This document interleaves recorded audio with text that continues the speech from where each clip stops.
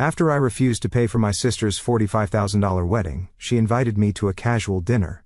3 lawyers were waiting with documents. She said, "Sign this or I'll ruin you." And I said, "Meet my husband." What he handed them shut everything down. This story from daily Reddit readings, so watch till end for plot and twist.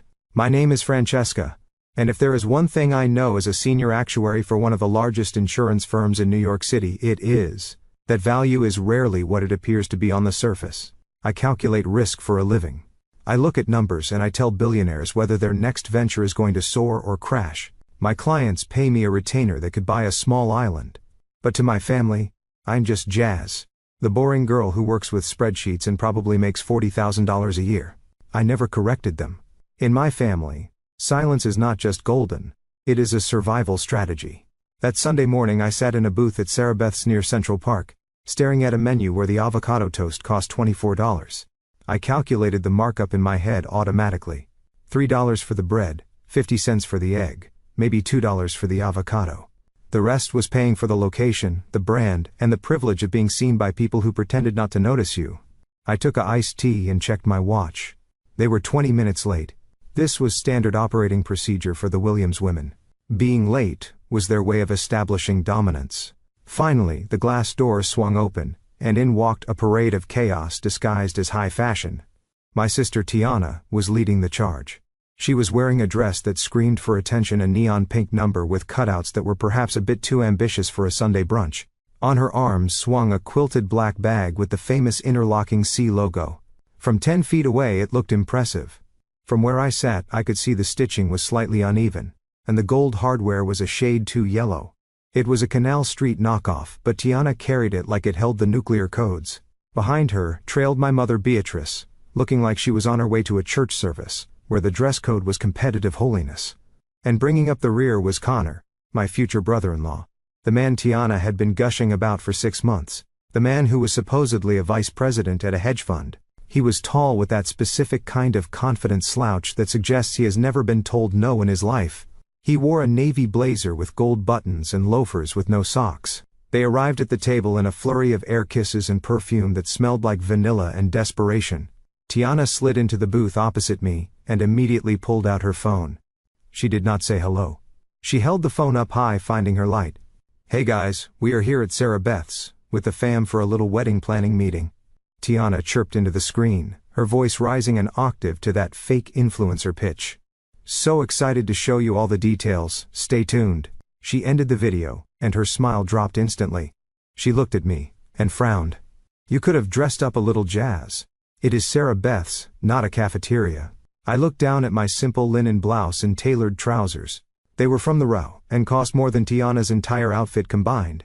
But they did not have logos plastered all over them, so to my sister they were invisible. "I am fine, Tiana," I said calmly. "You are late." "Traffic was a nightmare," Connor interjected, sliding in next to Tiana. He did not apologize. He just signaled the waiter with a snap of his fingers that made my skin crawl. "Garçon, we will start with a bottle of the Veuve Clicquot, the vintage if you have it." I watched him carefully. Connor Sterling, the man with the prestigious last name and the vague job description. He rested his hand on the table, and my eyes went straight to his wrist. A Rolex Submariner. It was heavy and shiny. But as I watched the second hand, I saw it tick. Tick tick tick. A real Rolex has a sweeping movement. It glides. Connor's watch was ticking like a time bomb of insecurity. So Francesca, Connor turned his gaze to me, a smirk playing on his lips. "Tiana tells me you are still doing the data entry thing. What is it called again?" "An actuary." "Sounds thrilling." I took a slow sip of my tea. "It is risk assessment, Connor. I analyze financial probabilities. Write data."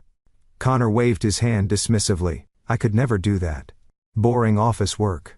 In the hedge fund world, it is all about instinct. You have to have the gut for the big kills. I just closed a deal last week that would make your head spin. 7 figures. "That is impressive," I said, keeping my face completely neutral. "Which fund are you with again?" "Oh, a boutique firm downtown," Connor said vaguely, taking a gulp of the water. "Very exclusive. We manage private wealth for old money families. You would not know them." My mother beamed at him, patting his arm. "Connor is so talented, Francesca. He is going to take such good care of Tiana." Unlike some men we know. That was a jab at my husband Malik. My mother had never forgiven Malik for showing up to our first family dinner in a hoodie and jeans. She decided then and there that he was a low-level IT technician. I never told her that Malik owns the tech consulting firm and charges $500 an hour just to pick up the phone. I learned a long time ago that my mother only loves money she can borrow. If she knew our real net worth, she would drain us dry. So, she continued, her eyes narrowing at me.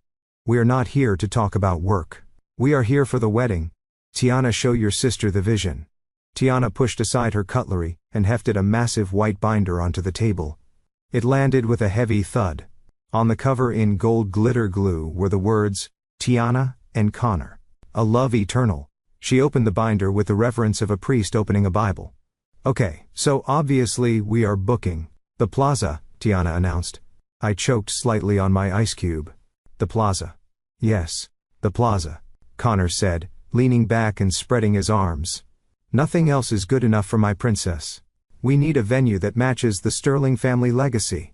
I looked at his ticking watch and wondered if the Sterling legacy came with a warranty. The deposit is already down, Tiana said, quickly flipping past the venue page. But here is where we need to talk details, specifically the floral arrangements. She turned the page to a mood board filled with cascading white peonies, rare orchids, and walls of white roses. It looked like a botanical garden had exploded inside a ballroom. I want a winter wonderland theme, Tiana explained, her eyes gleaming. But in June. So we need to import specific peonies from Holland, and the orchids have to be flown in from Thailand 2 days before the ceremony to ensure freshness. That sounds lovely, I said cautiously. And expensive. Quality costs. Francesca Connor sneered. Something you might not understand with your department store budget lifestyle. But in our world, presentation is everything. Tiana tapped a manicured fingernail on a spreadsheet at the bottom of the page. So the florist quoted us this morning. It is a steal, honestly. I leaned forward to look at the number. My brain, which processes numbers faster than I process emotions, stopped for a second. $45,000, I read aloud. Tiana, that is $45,000. Just for flowers. For the flowers, the installation and the teardown, she corrected. And the preservation of my bridal bouquet. It is a package deal. That is more than most people make in a year, I said, keeping my voice level. Oh, do not be such a buzzkill, Jazz, my mother snapped. This is your sister's special day. She deserves the best. She is the first one in this family to marry into real status. We have to make a good impression on Connor's family. I looked at Connor. If he was so rich, why were we having a meeting about the budget? So I said, leaning back, why are you showing me this? If the deposit is paid and the plan is set, congratulations. It looks beautiful. The table went silent. Tiana looked at Mom. Mom looked at Connor. Connor looked at his fake Rolex. Well, Tiana started, her voice dropping that fake influencer tone, and adopting the wheedling whine I had known since childhood. Here is the thing, Jazz. Mom's money is tied up in the house renovations right now. And Connor's assets are all illiquid. You know how it is with investments. You can not just pull cash out whenever you want. I did know how it is with investments. I also knew that illiquid assets was code for broke. So Connor said, taking charge. We discussed it, and we decided that as the big sister, it would be a great honor for you to sponsor the floral arrangements. Sponsor, I repeated. You want me to pay $45,000 for flowers. Think of it as your wedding gift, Tiana said, smiling brightly as if she had just offered me a favor. Mom said you have been saving up since you never go on vacations or buy nice clothes. You probably have that much sitting in a checking account doing nothing. My mother leaned in her face, settling into a mask of serious piety. Francesca, the Bible says, to whom much is given, much is expected. You have no children, you have no responsibilities. Your husband works in computers, so I know he is not bringing much to the table. But you have your steady little job. It is time you stepped up for this family. You have always been the selfish one, keeping your money to yourself while your sister struggles to build a life. Struggles. I thought, looking at her fake Chanel bag and her fresh manicure. Let me get this straight, I said slowly, making sure I understood the audacity of the request. You want me to write a check for $45,000? Today. For flowers that will die in 12 hours. Because Connor is too rich to pay for them and Mom is too poor to pay for them. It is not about the money, Francesca Connor said, his voice dripping with condescension. It is about duty. In my family, siblings support each other. If I had a brother in your position, I would not even have to ask. He would have offered. It is honestly embarrassing that we even have to have this conversation. I felt a cold calm settle over me. This was the moment. The pivot point. I could write the check and buy their silence for another 6 months. I could keep playing the role of the pushover daughter, the boring actuary, who exists only to subsidize their delusions. Or I could finally close the ledger. I looked at the menu again. I am not paying $45,000 for flowers, I said. My voice was quiet, but in the silence of our table it landed like a hammer. Excuse me? Tiana blinked. I said no. I am not paying for it. Not $45,000. Not $4,000. Not $40. My mother gasped, clutching her pearls theatrically. Francesca, how dare you? After everything we have done for you, we took you in when you gave birth to me, Mom. I cut her off. You did not take me in. You raised me. That is the bare minimum requirement of parenting. Connor slammed his hand on the table, making the silverware jump. Listen here, Francesca. Maybe you do not understand how these things work. This wedding is happening, and you are going to contribute. We have already told the florist the deposit is coming from your account. You did what I asked. My eyes narrowing. We gave them your billing info. Tiana shrugged. From that check you sent for Mom's birthday last month. The routing number was on it. They are running the charge tomorrow. I stared at them. They had not just asked. They had stolen. They had taken my bank information and authorized a charge equal to a luxury car without my permission. They thought I was trapped. They thought I would be too embarrassed to cause a scene, too afraid of losing their approval to stop the payment. They thought they were dealing with Francesca the doormat. But they forgot one thing. I am a risk assessor. And I had just determined that this relationship was a total loss. I pulled out my phone and opened my banking app. What are you doing? Connor demanded.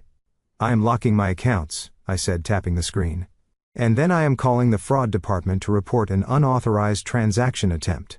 If that florist tries to run my card tomorrow, it will be declined, and they will be flagged for investigation. You would not dare. Tiana shrieked, her face turning an ugly shade of red. You will ruin my wedding. I stood up. I did not care about the stares from the other tables anymore. You ruined your own wedding when you decided to spend money. You do not have to impress people you do not like, I said. I picked up my purse.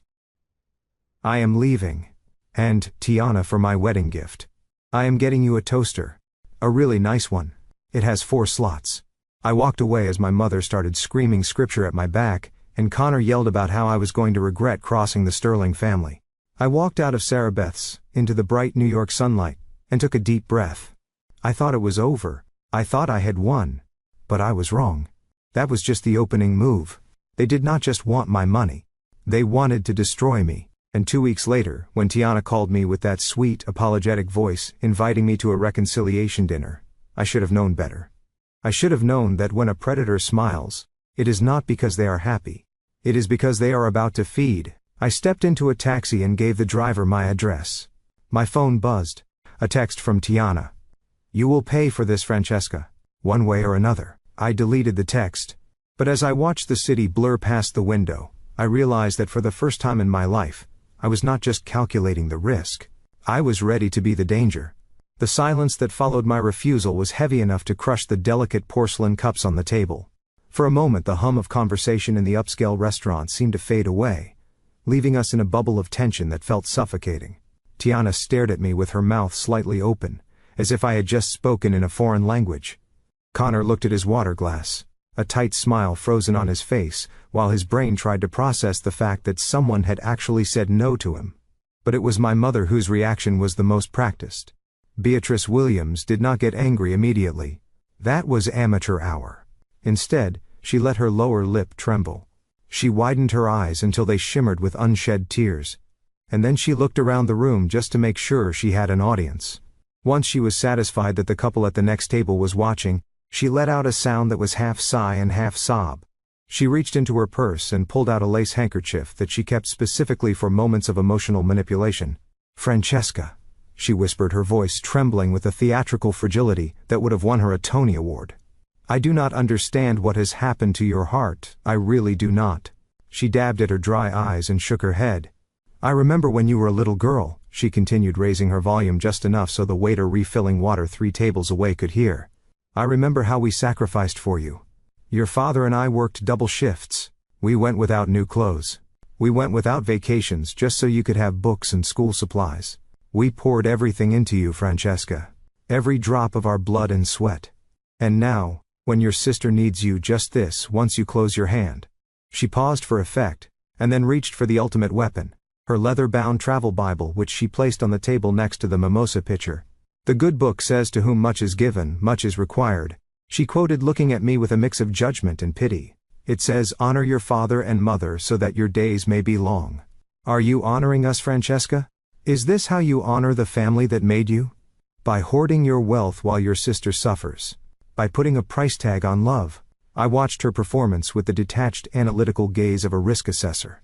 I categorized her statements as historical revisionism. My father had worked hard, yes, but Beatrice had spent most of my childhood buying lottery tickets and designer knockoffs while I cooked dinner for Tiana. The books she mentioned were from the public library because she refused to buy them. The sacrifice she spoke of was mostly mine. I was the one who tutored Tiana through high school. I was the one who co-signed her first car loan, which she defaulted on, leaving me to clean up the mess. I am not hoarding wealth, mother, I said, keeping my voice low and steady. I am setting a boundary. There is a difference. Boundary. Beatrice spat the word out like it was a curse. That is a word for white people, Francesca. In this family we do not have boundaries. We have loyalty, we have sacrifice. But you would not know anything about that, would you? You have become so cold, so distant. This was the cue for Tiana to join the fray. She had recovered from her shock, and now the embarrassment was setting in. She saw the waiters glancing at our table. She saw the judgmental looks from the wealthy patrons she was so desperate to impress. And she blamed me. You are doing this on purpose, she hissed, leaning across the table. Her face, which had been perfectly contoured, was now twisting into a mask of ugly rage. You waited until now to humiliate me. You could have just said yes. You could have just written the check. But no. You wanted to make me beg. You wanted to make Connor look bad in front of everyone. I did not ask for this meeting, Tiana, I reminded her. You invited me. You asked for the money. I just gave you an answer you did not like. You are jealous, Tiana said, her voice rising in pitch. That is what this is. You are jealous because I'm getting the fairy tale. I am marrying a Sterling. I am going to have the big wedding, and the beautiful house, and the legacy. And what do you have, Francesca? A boring job, a boring husband who fixes computers, and an empty house. She stood up then. Her chair scraped loudly against the floor, and suddenly we were the center of attention. You want me to be looked down on by his family, she shouted, pointing a manicured finger at my face. You want them to think I am cheap. You want them to think we are trash. Because you are miserable, Francesca. You are miserable because you are 35 years old and you are dried up. The room went completely silent. Forks paused halfway to mouths. Even the music seemed to stop. Tiana did not stop. She was fueled by the adrenaline of her own cruelty. That is why you are hoarding your money, isn't it? She sneered, looking down at me with pure venom. Because you have nothing else to spend it on.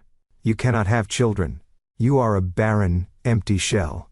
So you try to control us with your cash because you know you will never have a real family of your own. You are just a bitter, selfish, barren woman who cannot stand to see her little sister happy and fertile and loved. The word barren hung in the air like a toxic cloud. It was a low blow even for Tiana. She knew about the miscarriages. She knew about the years of IVF treatments Malik and I had gone through privately. She knew the nights I had cried myself to sleep, wondering if I would ever be a mother. I had told her those things in confidence years ago, during a moment of weakness when I thought she actually cared. Now she was weaponizing my deepest pain in the middle of a crowded restaurant just because I wouldn't buy her peonies. I felt a physical blow to my chest, a sharp ache that threatened to double me over. My hands trembled beneath the table. I wanted to scream. I wanted to flip the table and shatter every glass in the room. I wanted to hurt her back. But then I looked at Connor. He was sitting there with a small smirk on his face. He was not embarrassed by his fiancée's outburst. He looked entertained. He looked superior. He took a sip of his wine and swirled the glass, looking at me with eyes that were cold and calculating. Ladies, please, he said, his voice smooth and dripping with condescension. There is no need for such theatrics. He turned his gaze to me. Look, Francesca, let us be adults here. I understand that $45,000 seems like a monumental sum to you. For people in your bracket, it is a lot of money. I get it. You have to count your pennies. You have to save for your retirement, because you do not have generational wealth to fall back on. He leaned forward, his fake Rolex glinting under the chandelier. But you have to understand who you're dealing with. For the Sterling's, $45,000 is a rounding error. It is pocket change. I dropped that much on a guy's trip to Vegas without blinking. The only reason we are asking you is out of tradition. We wanted to give you a chance to be part of something elevated, something high class. I thought you had a little more dignity than this. I thought you wanted to prove that you could belong at our table. But I guess you cannot buy class, can you? He chuckled, shaking his head, as if he were disappointed in a slow child. I looked at him. I looked at the man who claimed $45,000 was pocket change yet was currently wearing a suit that did not fit properly in the shoulders. I looked at the man who claimed to have generational wealth yet was bullying his fiance's sister into paying for flowers. The pain in my chest vanished. It was replaced by a clarity so sharp it felt like ice water running through my veins. They were not family. They were parasites, and they had just made the mistake of trying to feed on a shark. I did not shout. I did not cry. I did not flip the table. I simply raised my hand and signaled the waiter. The young man rushed over looking terrified. He had clearly heard everything, and was probably praying I wouldn't make a scene. "Check, please," I said calmly. "Separate checks," the waiter blinked. "Separate checks, ma'am?" "Yes," I said. "I will be paying for my iced tea. The rest of the table will cover their own bill." My mother gasped. "Francesca, you cannot leave us with this bill. We ordered the vintage champagne." "That sounds like a problem for people with generational wealth," I said, not looking at her. I pulled out my black American Express Centurion card. The waiter's eyes widened slightly when he saw it. It was a card invited only to high net worth individuals, the kind of card Connor had probably only seen in movies. I placed it on the tray. "Run it for the tea," I said. "And add $100 tip for yourself. I apologize for the noise at this table." Tiana was still standing, breathing heavily, her face blotchy. She realized suddenly that I was actually leaving. She realized that the $45,000 was not coming. She realized that the $300 brunch bill was about to land in her lap, and her credit cards were maxed out. "You are not leaving," she shrieked. "You cannot just walk away. We are family." I signed the receipt with a steady hand. I stood up, smoothing the wrinkles in my linen trousers. I picked up my purse and walked around the table to where Tiana stood. She flinched as if she thought I was going to hit her. But I just leaned in close so only she could hear me. The smell of her cheap vanilla perfume was overwhelming, but I didn't back away. I looked her dead in the eye. "You said I was barren, Tiana. Maybe I am, but at least I am not empty. You are drowning in debt, you are marrying a fraud, and you are selling your soul for a wedding you cannot afford." I paused, letting the words sink in. "And as for your gift, I meant what I said. I am getting you a toaster. It is the only thing you are going to get from me that has any warmth." I straightened up and looked at Connor one last time. "Nice watch, Connor," I said loud enough for the table to hear. "But you might want to get the battery checked. Real Rolexes do not tick." I turned on my heel and walked toward the exit. Behind me, chaos erupted. "Francesca, get back here," my mother screamed. "You are dead to me," Tiana yelled, her voice cracking. "Do not show your face at my wedding. I hate you." I heard Connor arguing with the waiter, trying to explain that his cards were in his other wallet. I heard the sound of glass breaking. I heard the whispers of the other diners. But I did not look back. I walked out of those glass doors and into the noise of the city. My heart was pounding, and my hands were shaking, but my head was high.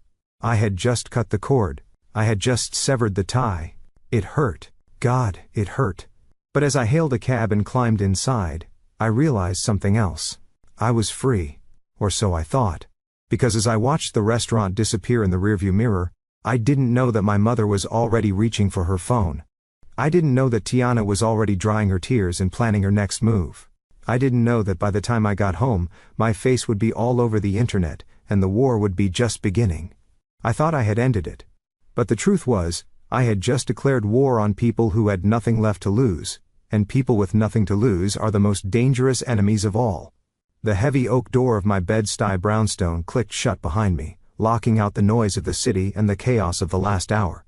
I leaned my back against the cool wood and closed my eyes, finally letting out the breath I had been holding since I left the restaurant. This house was my sanctuary.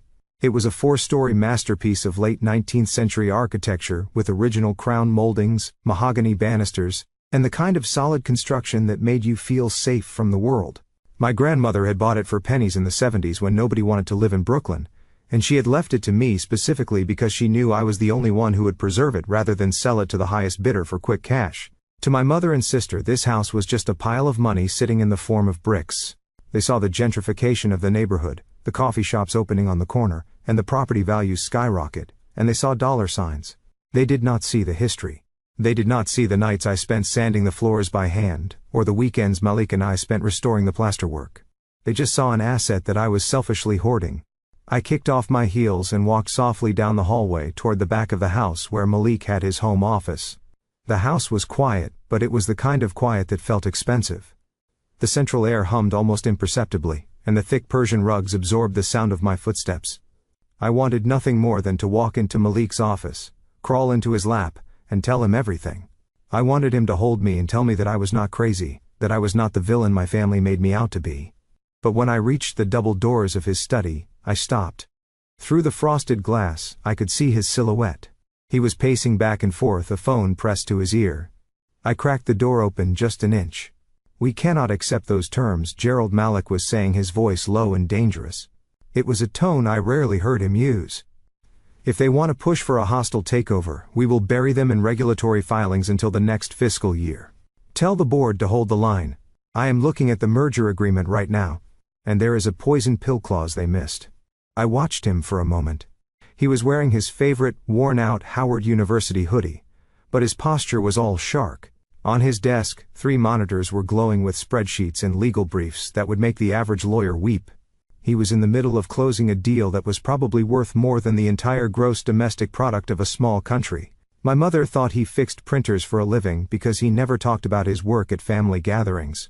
She did not know that the man she called lazy was currently orchestrating a billion-dollar defense strategy for a Fortune 500 company. He rubbed his temples, looking exhausted. I knew he had been up since 4 in the morning. If I went in there now with my family drama, I would be adding a straw to a camel's back that was already straining. I could not do that to him. He was fighting real wars. My war was just a petty skirmish over flowers and ego. I gently pulled the door closed without making a sound. I was alone. I walked into the kitchen and poured myself a glass of water. My hands were still trembling slightly. I took a sip, trying to wash away the taste of the argument. That was when my phone on the counter began to buzz.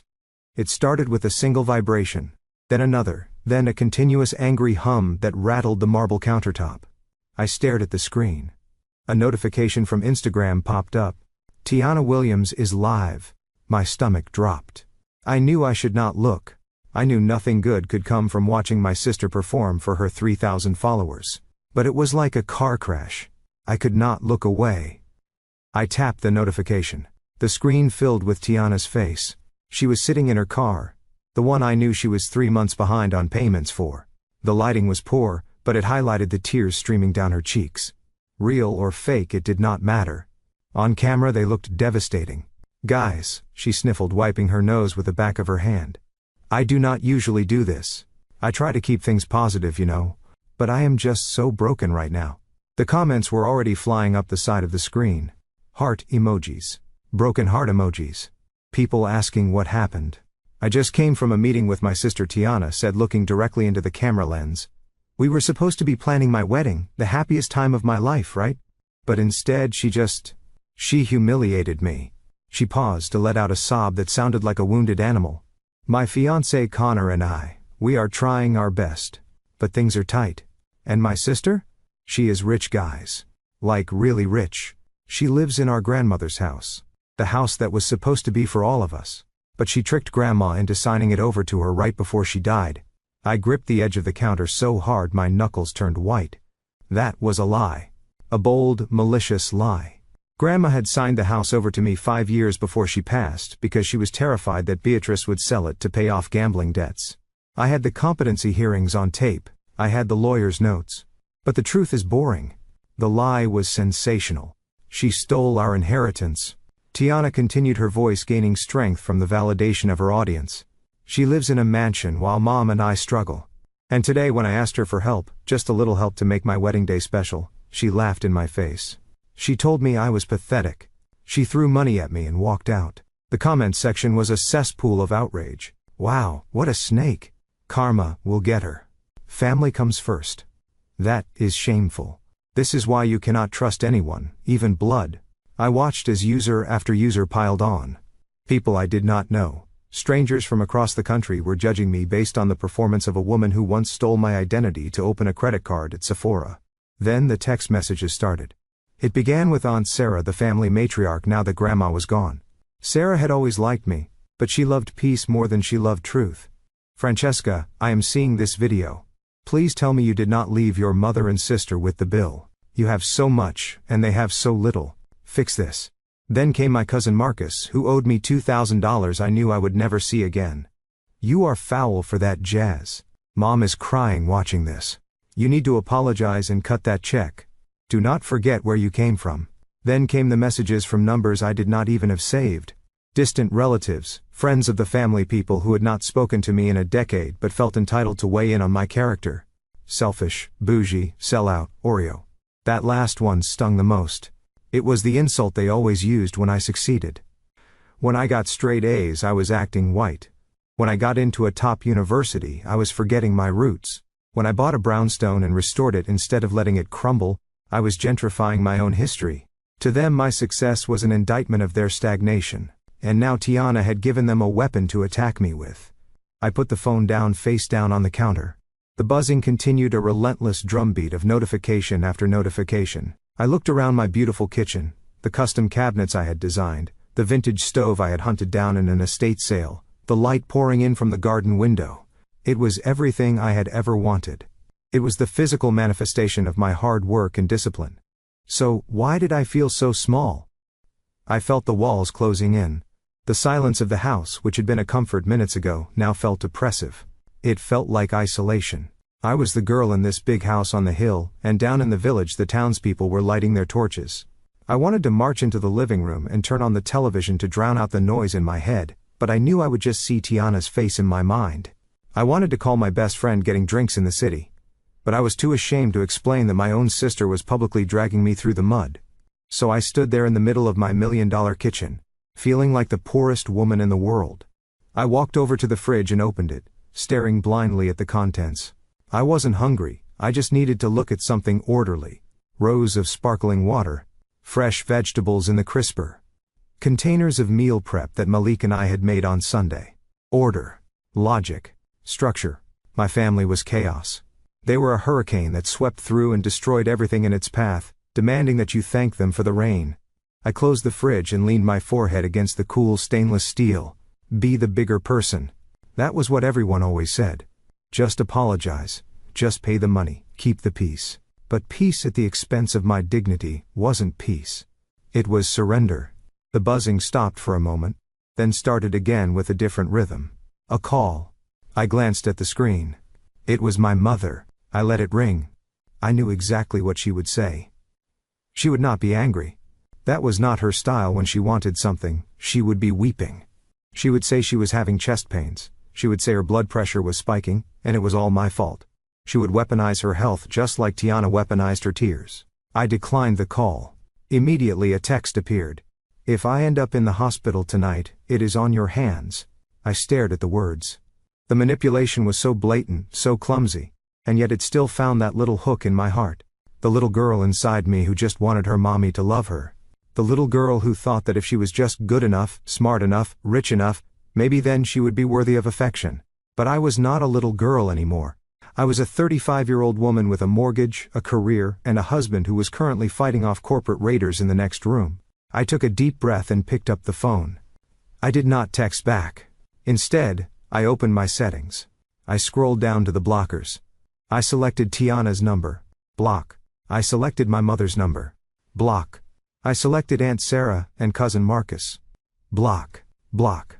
The buzzing stopped. The silence returned. But this time, it did not feel empty. It felt like the silence after a storm has passed. I was alone in the house, yes, but I was safe. I walked over to the window and looked out at the garden. The sun was setting, casting long shadows across the hydrangeas I had planted. They were blooming beautifully. I thought about Tiana's demand for $45,000 worth of flowers that would be dead by morning. My flowers were real. My life was real. And then I saw it. A car pulled up to the curb outside. A black sedan. Not a taxi. Not an Uber. It was an older model beat up with a dent in the passenger door. I recognized it immediately. It was Aunt Sarah's car. They were not just attacking me online. They were coming here. I stepped back from the window, my heart hammering against my ribs. I checked the security panel by the back door. The alarm was set. The doors were locked. But they knew the code. I had given the gate code to Aunt Sarah 2 years ago, when she came to water the plants while we were on vacation. I had never changed it. I watched on the security monitor as the gate clicked open. Aunt Sarah stepped out, followed by my mother. Beatrice did not look like a woman having a heart attack. She looked like a general marching into battle, and behind them was Tiana holding her phone up, presumably still live-streaming the invasion of my home. They were walking up the path to my front door. I looked toward Malik's office. He was still on the phone, pacing faster now. I could not disturb him. I could not let this circus interrupt his work. I had to handle this. I took a deep breath, smoothed down my shirt, and walked to the front door. I did not open it. I engaged the deadbolt audibly. Then I pressed the button for the intercom. "Go away," I said, my voice amplified by the speaker outside. I saw my mother stop on the porch. She looked up at the camera, her eyes narrowed. "Open this door, Francesca," Beatrice demanded. "We need to talk. Family business." "I am calling the police," I said calmly. "You are trespassing." Tiana laughed, a shrill sound that distorted through the speaker. "You are going to call the cops on your own mother? Go ahead. Let everyone see what kind of monster you are." I looked at the monitor. Tiana was filming the door, filming the house, filming her own mother pounding on the wood. I reached for my phone again. But this time I didn't call the police. I opened my email. I found the draft I had written months ago. The one titled, "Cease and Desist."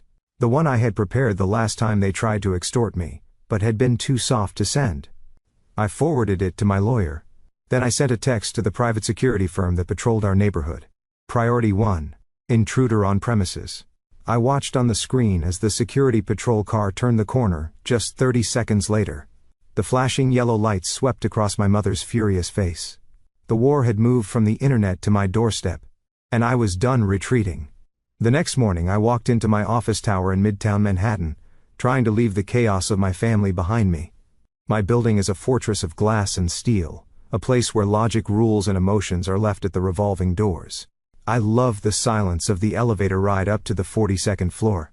I love the swipe of my security badge, which granted me access to rooms where billion-dollar decisions were made. Here I was not Francesca, the ungrateful daughter, or the selfish sister. Here I was Francesca Williams, senior partner, and one of the most respected risk assessors in the industry.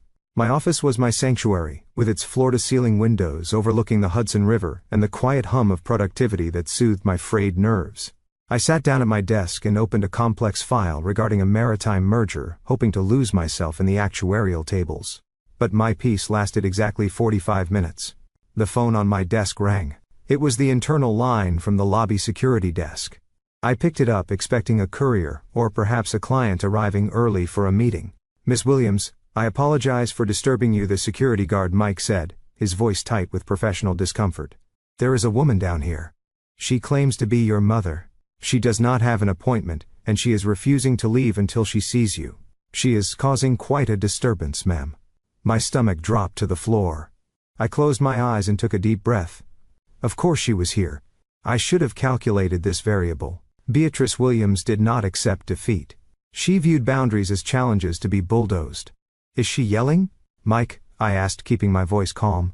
"She is crying, ma'am," Mike replied. "She is telling anyone who will listen that her daughter is letting her starve in the lobby, while sitting in an ivory tower. People are staring. I really need you to come down and handle this, or I will have to have her escorted out by the NYPD. Do not call the police," I said quickly. The last thing I needed was my mother being arrested in the lobby of my firm. It would make the industry gossip columns by lunch. "I am coming down." I hung up the phone and walked to the elevator. My legs felt heavy. Every floor that ticked by on the display felt like a descent into hell. When the doors opened on the ground level, I could hear her before I saw her. Beatrice was standing near the turnstiles wearing her Sunday best and navy blue suit, with a hat that looked ridiculous under the fluorescent corporate lights.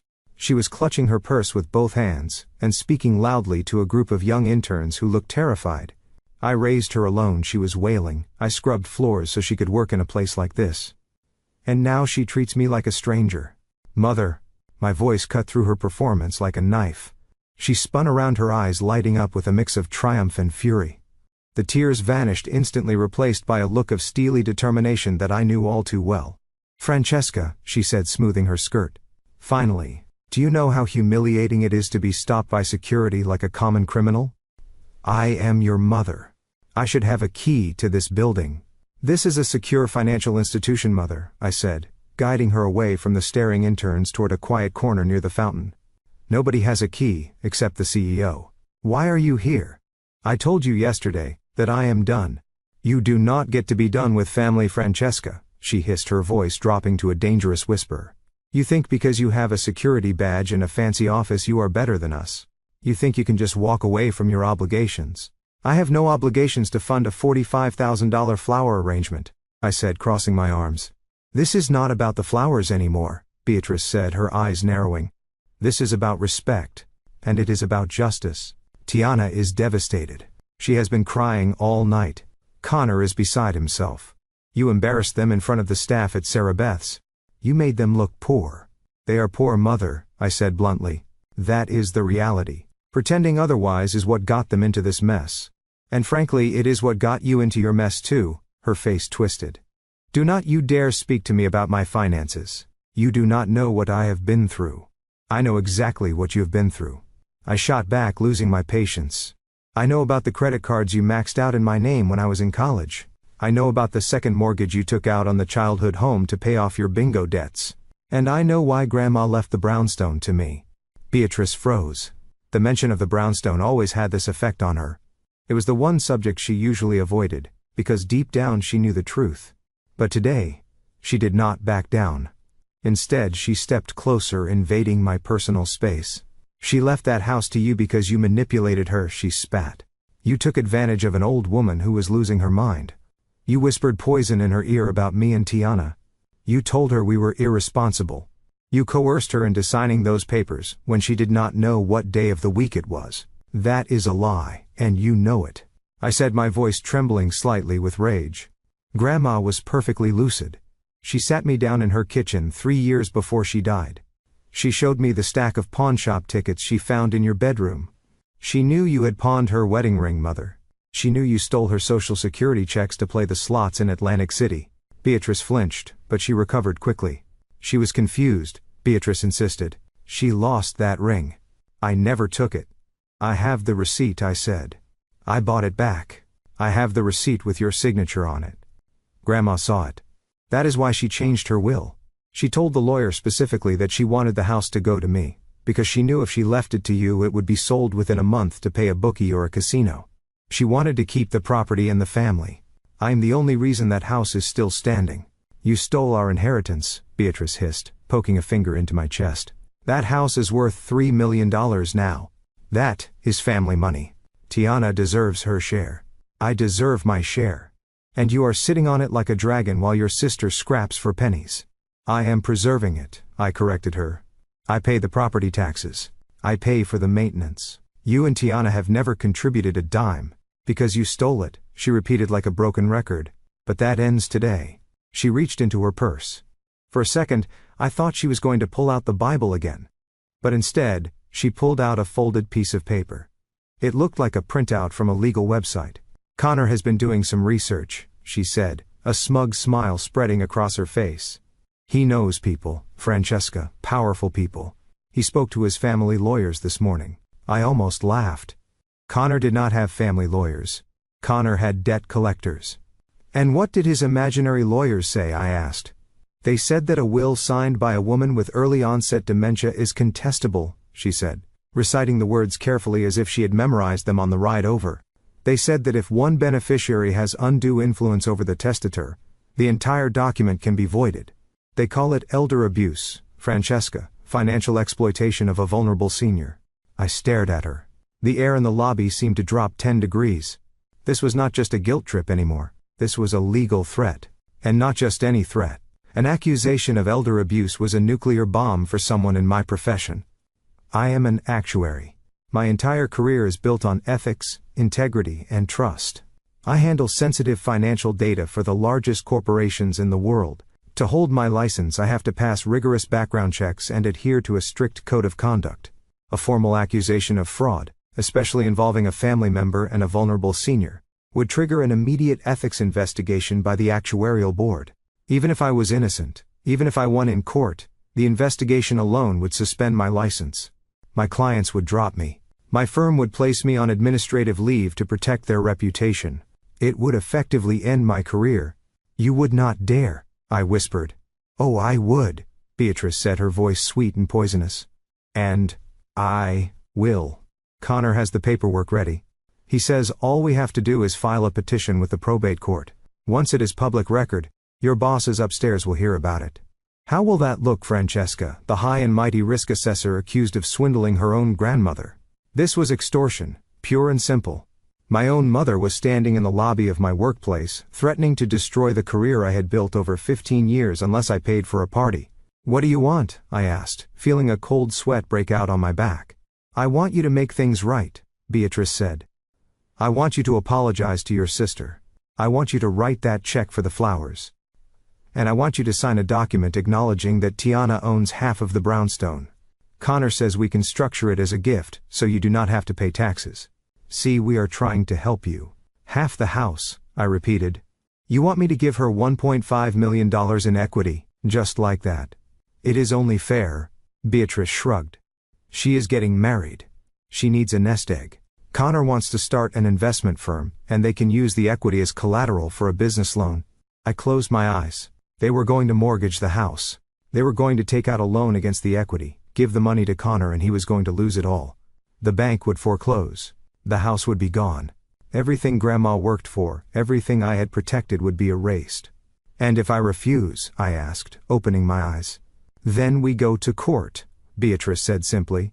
And we go to the press. Tiana has a platform, you know. She will tell the world how you abused your grandmother. We will ruin you, Francesca, unless you do the right thing. I looked at the woman standing in front of me. I looked for any trace of the mother who used to braid my hair. I looked for any sign of love or hesitation. There was none. There was only greed. She was willing to burn my life to the ground to keep herself warm. I realized then that I had made a miscalculation. I had treated them like a nuisance. But they were not a nuisance. They were an existential threat. I need time, I said, keeping my voice steady, even though my insides were screaming. I cannot just sign over a house in the lobby. I need to review the paperwork. You have 24 hours, Beatrice said, checking her watch as if she had somewhere important to be. Tiana is finalizing the venue contracts tomorrow. If we do not have the money and the commitment by then, Connor files the petition. She reached out and patted my cheek. Her hand felt cold. Do not be stubborn, Francesca. We are doing this for your own good. You have been alone too long. You have forgotten how to share. We are just teaching you how to be a family again. She turned and walked toward the revolving doors, her heels clicking on the marble floor. I watched her go. I watched her walk out into the sunlight, leaving me standing in the shadows of the lobby. I turned around and walked back to the elevators. My hands were shaking so badly. I had to use 2 hands to press the button. Mike, the security guard, looked at me with concern. Is everything all right, Ms. Williams? I looked at him. No, Mike. Everything is not all right. I went back up to the 42nd floor. I walked into my office and closed the door. I sat down at my desk and stared at the file on the maritime merger. The numbers blurred. The probability tables made no sense. I was dealing with a variable I had never encountered before. A zero-sum game where the opponent was my own blood. They wanted the house, they wanted my money, and they were using my career as leverage. I picked up my phone. I needed to call Malik. But then I hesitated. Malik was in the middle of a war of his own. If I told him this, if I told him that Connor and my mother were threatening my license, he would go nuclear, he would destroy them. But in doing so, he might jeopardize his own deal. He might lose focus at a critical moment. I could not put that on him. Not yet. I had 24 hours. 24 hours to figure out how to stop them without blowing up my life. I opened a new browser window. I typed in a name. Connor Sterling. If they wanted to play legal games, I needed to know exactly who I was playing against. Beatrice said. Connor had lawyers. She said he had family money. She said he was a vice president. I started digging. I pulled up public records. I accessed the databases that only actuaries and private investigators use. The ones that show credit scores, liens, and bankruptcy filings. It took me 10 minutes to find the first crack. Connor Sterling did not have a family lawyer. In fact, Connor Sterling did not even have a bank account in good standing. I stared at the screen. A cold smile touched my lips. My mother had threatened to ruin me with a lie. But I was about to ruin them with the truth. But before I could print the documents, my email pinged. It was a message from Tiana. Subject: reconciliation. Content: Jazz. I am sorry about Mom. She is intense. But she is right. We need to fix this. Come to dinner at Connor's place tomorrow night. Just us. No yelling. Just family. We can work out a payment plan. I want you at my wedding. Please. It was the bait. The trap. They thought I was scared. They thought the threat had worked, and now they were offering me a graceful way to surrender. Come to dinner, sign the papers, and we will let you keep your career. I looked at the cursor blinking on the screen. I hit reply. I will be there. I was not going there to surrender. I was going there to gather evidence. They wanted a meeting. I would give them a meeting. But I would not be the victim they expected. I closed my laptop and stood up. I walked to the window and looked out at the city. You want to play dirty, mother? I whispered to the glass. Okay, let us play. 2 weeks of silence followed my mother's dramatic exit from my office lobby. In the world of risk assessment, silence is often more dangerous than noise. Noise gives you data points. Noise tells you where the threat is coming from and how fast it is moving. But silence is a void. It is the deep breath the ocean takes before the tsunami hits the shore. For 14 days I went to work, checked my credit reports hourly, and waited for the legal notice to drop. I barely slept. Every time my phone buzzed, I expected to see a process server standing at my front door, or a headline in the industry news about an ethics investigation into my license. But there was nothing, just a heavy, suffocating quiet that made the air in my brownstone feel thin. Then, on a rainy Tuesday evening, the call came. It was not my mother this time.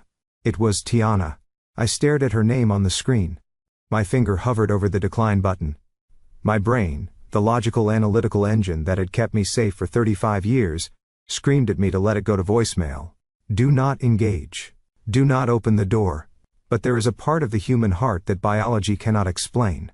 The part that remembers braiding her hair on the front porch when we were kids. The part that remembers protecting her from the neighborhood bullies. Even though she had grown into the bully herself, that tether was frayed but not broken. I answered the phone. Hello, Tiana. Francesca. Her voice was small. It sounded wet, like she had been crying for hours. It lacked the sharp performative edge I had seen at the restaurant. This sounded like the old Tiana. The little sister who used to crawl into my bed during thunderstorms. I am sorry, Jazz. I am so sorry. I did not speak. I let the silence stretch out, forcing her to fill it. Mom is crazy. Tiana continued, her voice catching on a sob. She has been pushing me so hard. She wants this wedding to be perfect because she thinks it will fix everything. She thinks if I marry Connor, all our problems will go away. I got caught up in it. I let her get in my head. And I treated you like an ATM instead of my sister. I leaned back against my kitchen counter, listening to the rhythm of her breathing. It sounded convincing. But I analyze fraud for a living. I know that the best con artists do not sound slick. They sound vulnerable. What do you want, Tiana? I asked, keeping my voice neutral. I just want my sister back, she whispered. I do not care about the flowers. I do not care about the money. Connor and I talked. We are going to scale back. We are going to do something smaller. Something we can actually afford. I raised an eyebrow. That sounded completely out of character for Connor, the man who thought $45,000 was pocket change. Really, I said. Connor agreed to that. He did, Tiana said quickly. He feels terrible about how he spoke to you. He was just stressed. You know how men get about providing. He wants to apologize too. Look, Jazz. We are having a dinner tomorrow night. Just a casual thing at the apartment. No mom, no lawyers, just me, Connor and you. Please, come. Let us just be sisters again. Please. I looked at the rain streaking down the glass of my kitchen window. My gut told me it was a trap. My gut told me that people like Tiana and Connor do not have personality transplants overnight. They do not go from threatening legal action to hosting casual dinners unless they have a new angle. Unless they have realized that the stick did not work, so now they are trying the carrot. But I needed to know what the angle was. I needed to see the battlefield. If they were planning to sue me, I needed to look Connor in the eye and see how confident he really was. I needed to see where they lived, how they lived, and what resources they actually had. I will come, I said, but if I see Mom or a lawyer, I am walking out. No lawyers, Tiana promised. Just family. 7 o'clock. I hung up the phone and immediately dialed a number I had not used in years. It belonged to a man named David, a former forensic accountant, who now worked as a private investigator specializing in asset tracing. He was the guy you called when you wanted to find the money a husband was hiding in the Cayman Islands during a divorce. David, it is Francesca Williams. I have a job for you. Name is Connor Sterling, supposedly a VP at a boutique hedge fund.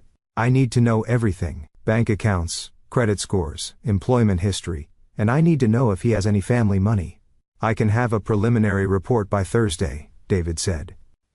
I need something by tomorrow night, I said, even if it is just the basics. I am walking into a lion's den, David. I need a whip. I will see what I can do, he said. The next 24 hours passed in a blur of anxiety. David texted me at 5 in the afternoon on Wednesday. Digging now. It is weird, Francesca. This guy is a ghost. No property records. No SEC filings under his name. I'm going deep, but I might not have the full package until the morning. Be careful. A ghost. That was fitting. I dressed for the dinner like I was dressing for a board meeting. A sharp navy blazer, silk blouse and heels that were high enough to be authoritative but low enough to run in if necessary. I told Malik I was going to meet a client. I hated lying to him, but I could not drag him into this until I knew exactly what I was dealing with. If I brought Malik and it turned out to be a genuine apology, I would look like the aggressor. If it was a trap, I wanted to spring it myself.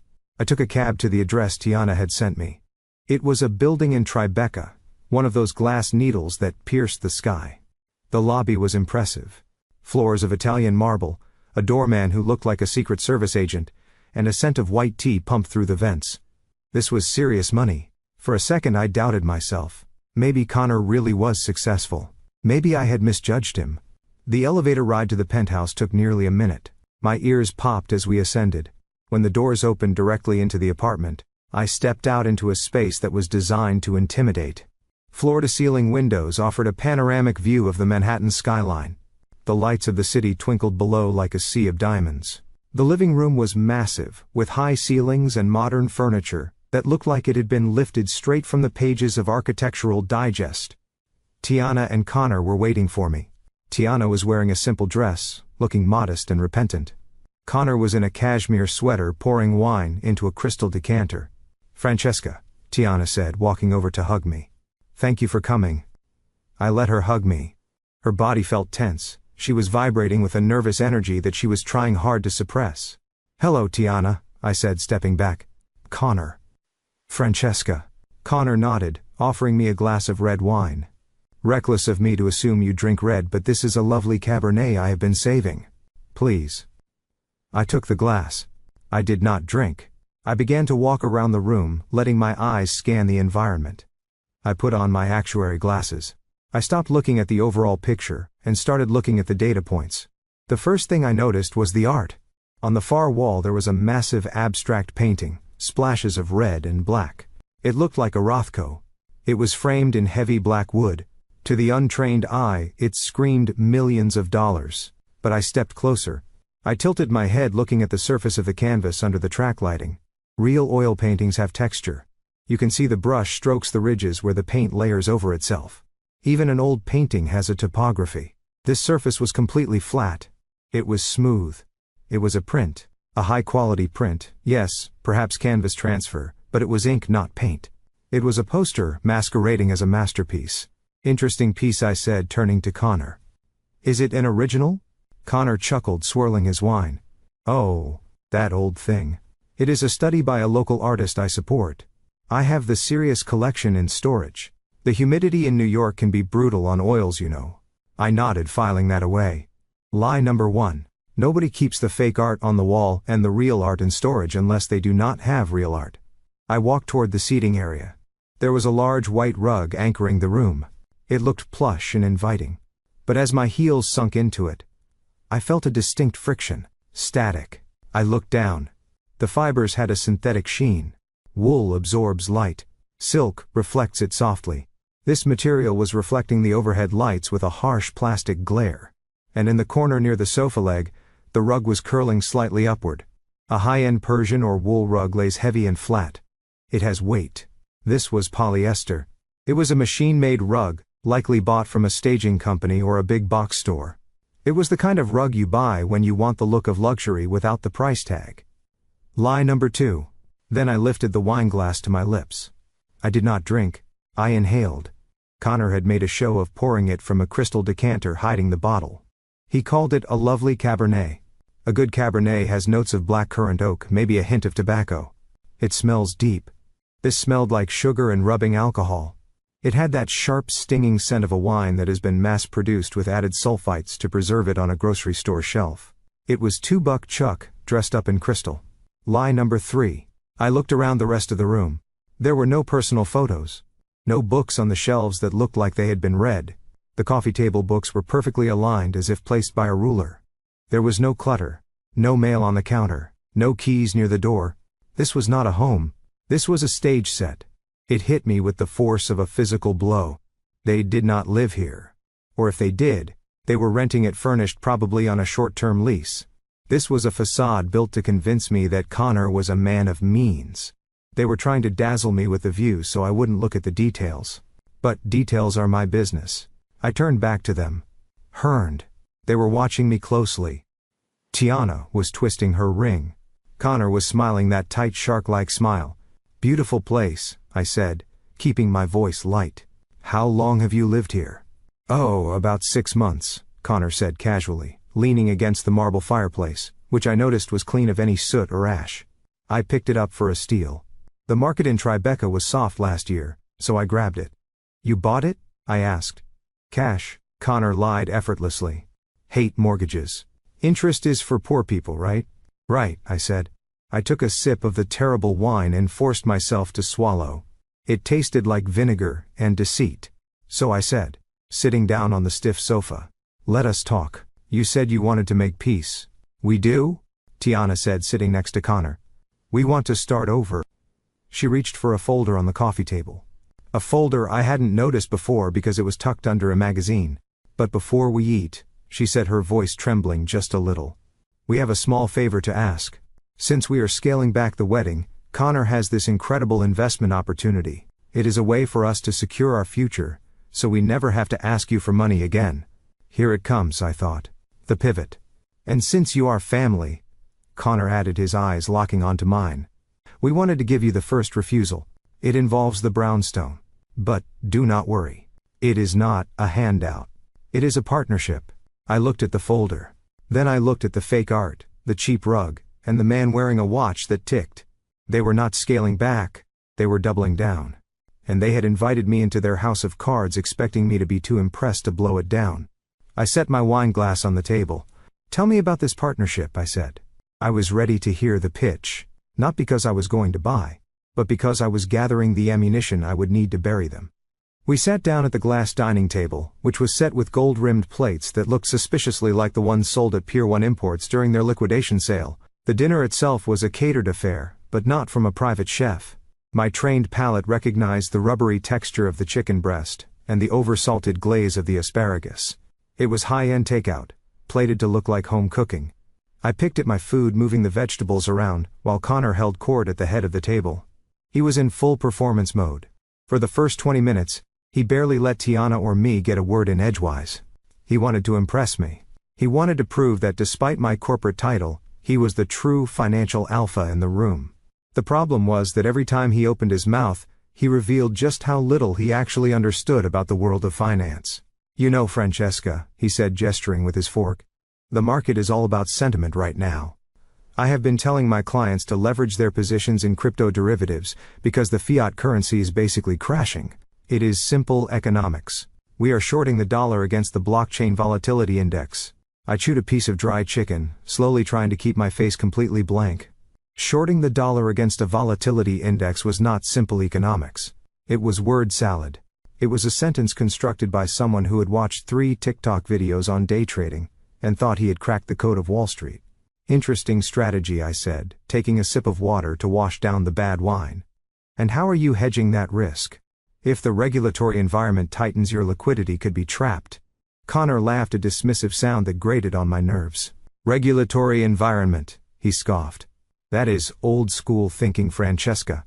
That is the problem with you actuaries. You are too focused on the rules. In my world, we move faster than the regulators. We operate in the gray zones. That is where the real alpha is generated.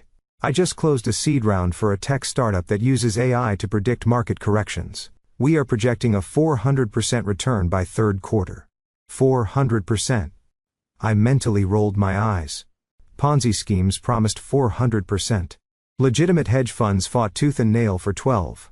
Tiana was nodding along, looking at him with adoring eyes. She did not understand a word he was saying, but she loved the way he sounded saying it. She loved the buzzwords. She loved the confidence. She did not see the sweat beading on his upper lip, or the way his leg bounced nervously under the table. So, Francesca, Connor said, wiping his mouth with a linen napkin.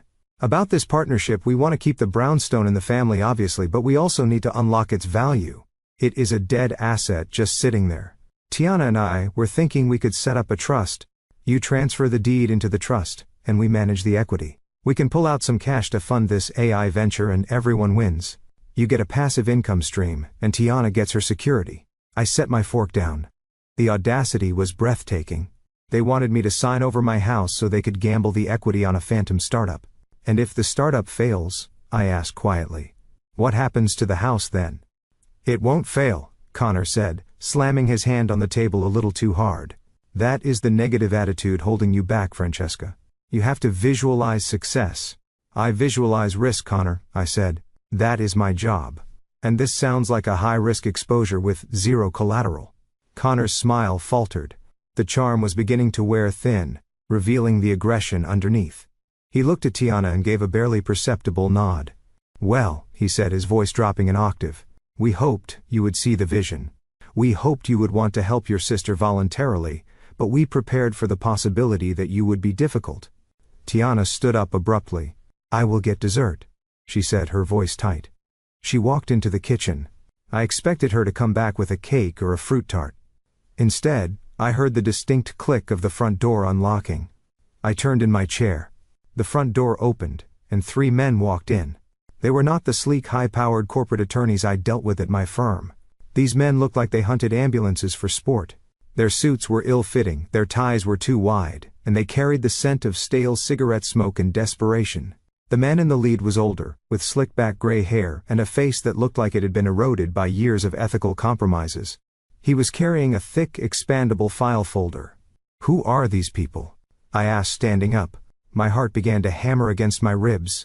This was an ambush. Sit down, Francesca, Connor said, remaining seated. He picked up his wine glass, looking relaxed for the first time all evening. I did not sit. I took a step back toward the window, my instincts screaming at me to find an exit. These are my associates, Connor said, gesturing to the men. Mr. Henderson and his team. They have been helping us review the discrepancies in Grandma Williams' estate. Mr. Henderson stepped forward and dropped the file onto the glass dining table. It landed with a heavy thud that rattled the silverware. The sound echoed in the silent apartment like a gunshot. Ms. Williams, Henderson said, his voice raspy and unpleasant. We have drafted a civil complaint regarding the disposition of the property located at 412 Decatur Street. We have also prepared a formal petition to the probate court to reopen your grandmother's estate, based on new evidence. What evidence? I demanded, my hands balling into fists at my sides. Evidence of undue influence and elder abuse, Henderson said smoothly. We have sworn affidavits from family members stating that you isolated the deceased in her final years, that you restricted access to her children and grandchildren, that you coerced a woman suffering from cognitive decline into changing her will to your sole benefit. That is a lie, I said, looking at Tiana, who was standing in the kitchen doorway, refusing to meet my eyes. Tiana, tell them it is a lie. You never visited Grandma. You were too busy partying in Miami. I begged you to come see her. Tiana looked at the floor, picking at a loose thread on her dress. I remember it differently, Jazz, she whispered. I remember you telling me not to come. I remember you controlling everything. I felt the blood drain from my face. She was rewriting history. She was gaslighting me in real time. Connor stood up now and walked over to the table. He opened the file. Inside was a stack of legal documents thick enough to choke a horse.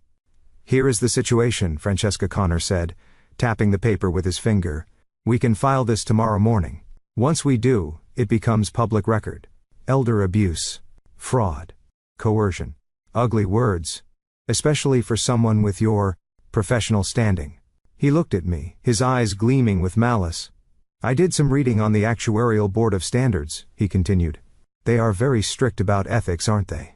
Integrity is the bedrock of the profession, blah blah blah. I wonder what happens when a senior partner is accused of swindling her own senile grandmother. I froze. He had found the pressure point. I imagine Connor went on enjoying every syllable that your firm has a policy about this. Pending investigations usually means suspension, right? And even if you win in court, which will take years, the stain never really goes away. Who trusts a risk assessor who exploits the elderly? I looked at the documents. The top page was a draft complaint to the Actuarial Board. It was already filled out. All it needed was a signature. This is blackmail, I whispered. Connor shrugged. Call it what you want. I call it a settlement negotiation. He slid a single piece of paper across the table toward me. It was a quit-claim deed. Sign this, he said. It transfers 50% of the brownstone to Tiana effective immediately. We will structure it as a gift. You keep your half. You keep living there. We just take our equity out via a loan. You keep your license, you keep your job, and the family stays happy. And if I do not sign, I ask, my voice trembling with a mixture of fear and rage. Then Mr. Henderson files the papers at 9 a.m. Connor said, checking his watch. And by noon, I make a phone call to the ethics compliance officer at your firm. I have the number right here. I looked at the three lawyers standing like vultures in the living room. I looked at Tiana cowering in the kitchen. I looked at Connor smug and victorious in his rented penthouse. I was trapped. If I fought them, they would destroy my reputation before I ever stepped foot in a courtroom. In my industry, reputation is everything. A scandal like this, even a false one, would make me radioactive. I would lose my clients. I would lose my partnership. I would lose the career I had spent 15 years building. But if I signed, I was handing over my grandmother's legacy to a con artist. I was letting them loot the home I had saved. I felt the walls closing in. The air in the penthouse felt thin and toxic. I needed time. I needed to think. But Connor was not giving me time. He was holding out a pen. Tick-tock, Francesca, he said, mocking the sound of a clock. Decisions, decisions. I looked at the pen. It was a cheap plastic ballpoint, fitting for a cheap plastic man. I took a deep breath, trying to steady my shaking hands. I needed to stall. I needed to get out of this room. I need to read it, I said, reaching for the document. I am not signing anything without reading the fine print. Go ahead, Connor said, sitting back down and crossing his legs. We have all night. But nobody leaves until that paper is signed. I picked up the document. The legal jargon swam before my eyes. Grantor. Grantee. Consideration of $1. I was alone. My high-powered job meant nothing here. My money meant nothing here. I was just a woman surrounded by 4 men who wanted to strip me bare. I reached into my purse. What are you doing? Henderson barked, stepping forward. I am getting my reading glasses, I lied. My hand closed around my phone. I pulled it out and placed it on the table screen down. I am just going to read, I said, my voice surprisingly steady. I looked at Connor. You think you have won, don't you? I think I am just leveling the playing field. Connor smiled. You have had the advantage for too long, Francesca. It is time for a correction. I looked down at the document again. But my mind was racing. I needed a variable I hadn't calculated. I needed an outlier event. And then I remembered. I hadn't come alone. I mean, I had walked in alone. But I had a failsafe. A protocol I had established with Malik years ago when we first started navigating the dangerous waters of high finance. A panic button. 3 taps on the screen. I rested my hand on my phone. 1, 2, 3. I looked up at Connor. You are right, I said. This is a correction. But I do not think you understand who is about to be corrected. Connor's smile faltered slightly. What is that supposed to mean? It means, I said, leaning back in my chair. I am not the only one with a team. Before he could answer, my phone lit up. A single text message. ETA 2 minutes. I smiled. It was the first genuine smile I had smiled all night. Read the contract, Francesca Connor snapped, sensing the shift in the atmosphere. Stop stalling. I am not stalling, Connor, I said. I am waiting for the cavalry. What cavalry? Tiana asked, stepping out of the kitchen, her voice high and frightened. You will see, I said. I picked up the quitclaim deed and ripped it in half. Connor jumped to his feet. You stupid bitch, he shouted. You just ended your career. Henderson filed the papers. Henderson reached for his phone. But he never got to dial. Because at that exact moment, the elevator door slid open with a soft chime. We all turned. Standing in the elevator car was not a delivery guy. It was not a neighbor. It was my husband. And he didn't look like the Malik they knew. He didn't look like the quiet guy in the hoodie. He was wearing a charcoal Tom Ford suit that cost more than Connor's car. His eyes were cold, his jaw was set, and behind him stood two men who made Henderson's team look like Boy Scouts. Malik stepped into the room. The energy shifted instantly. The air practically crackled. Connor stammered, taking a step back. How did you get up here? The doorman owns the building, Malik said, his voice calm and deep. Or rather, my holding company does. We closed the deal this morning. He walked past Connor as if he didn't exist and came to stand beside me. He placed a hand on my shoulder.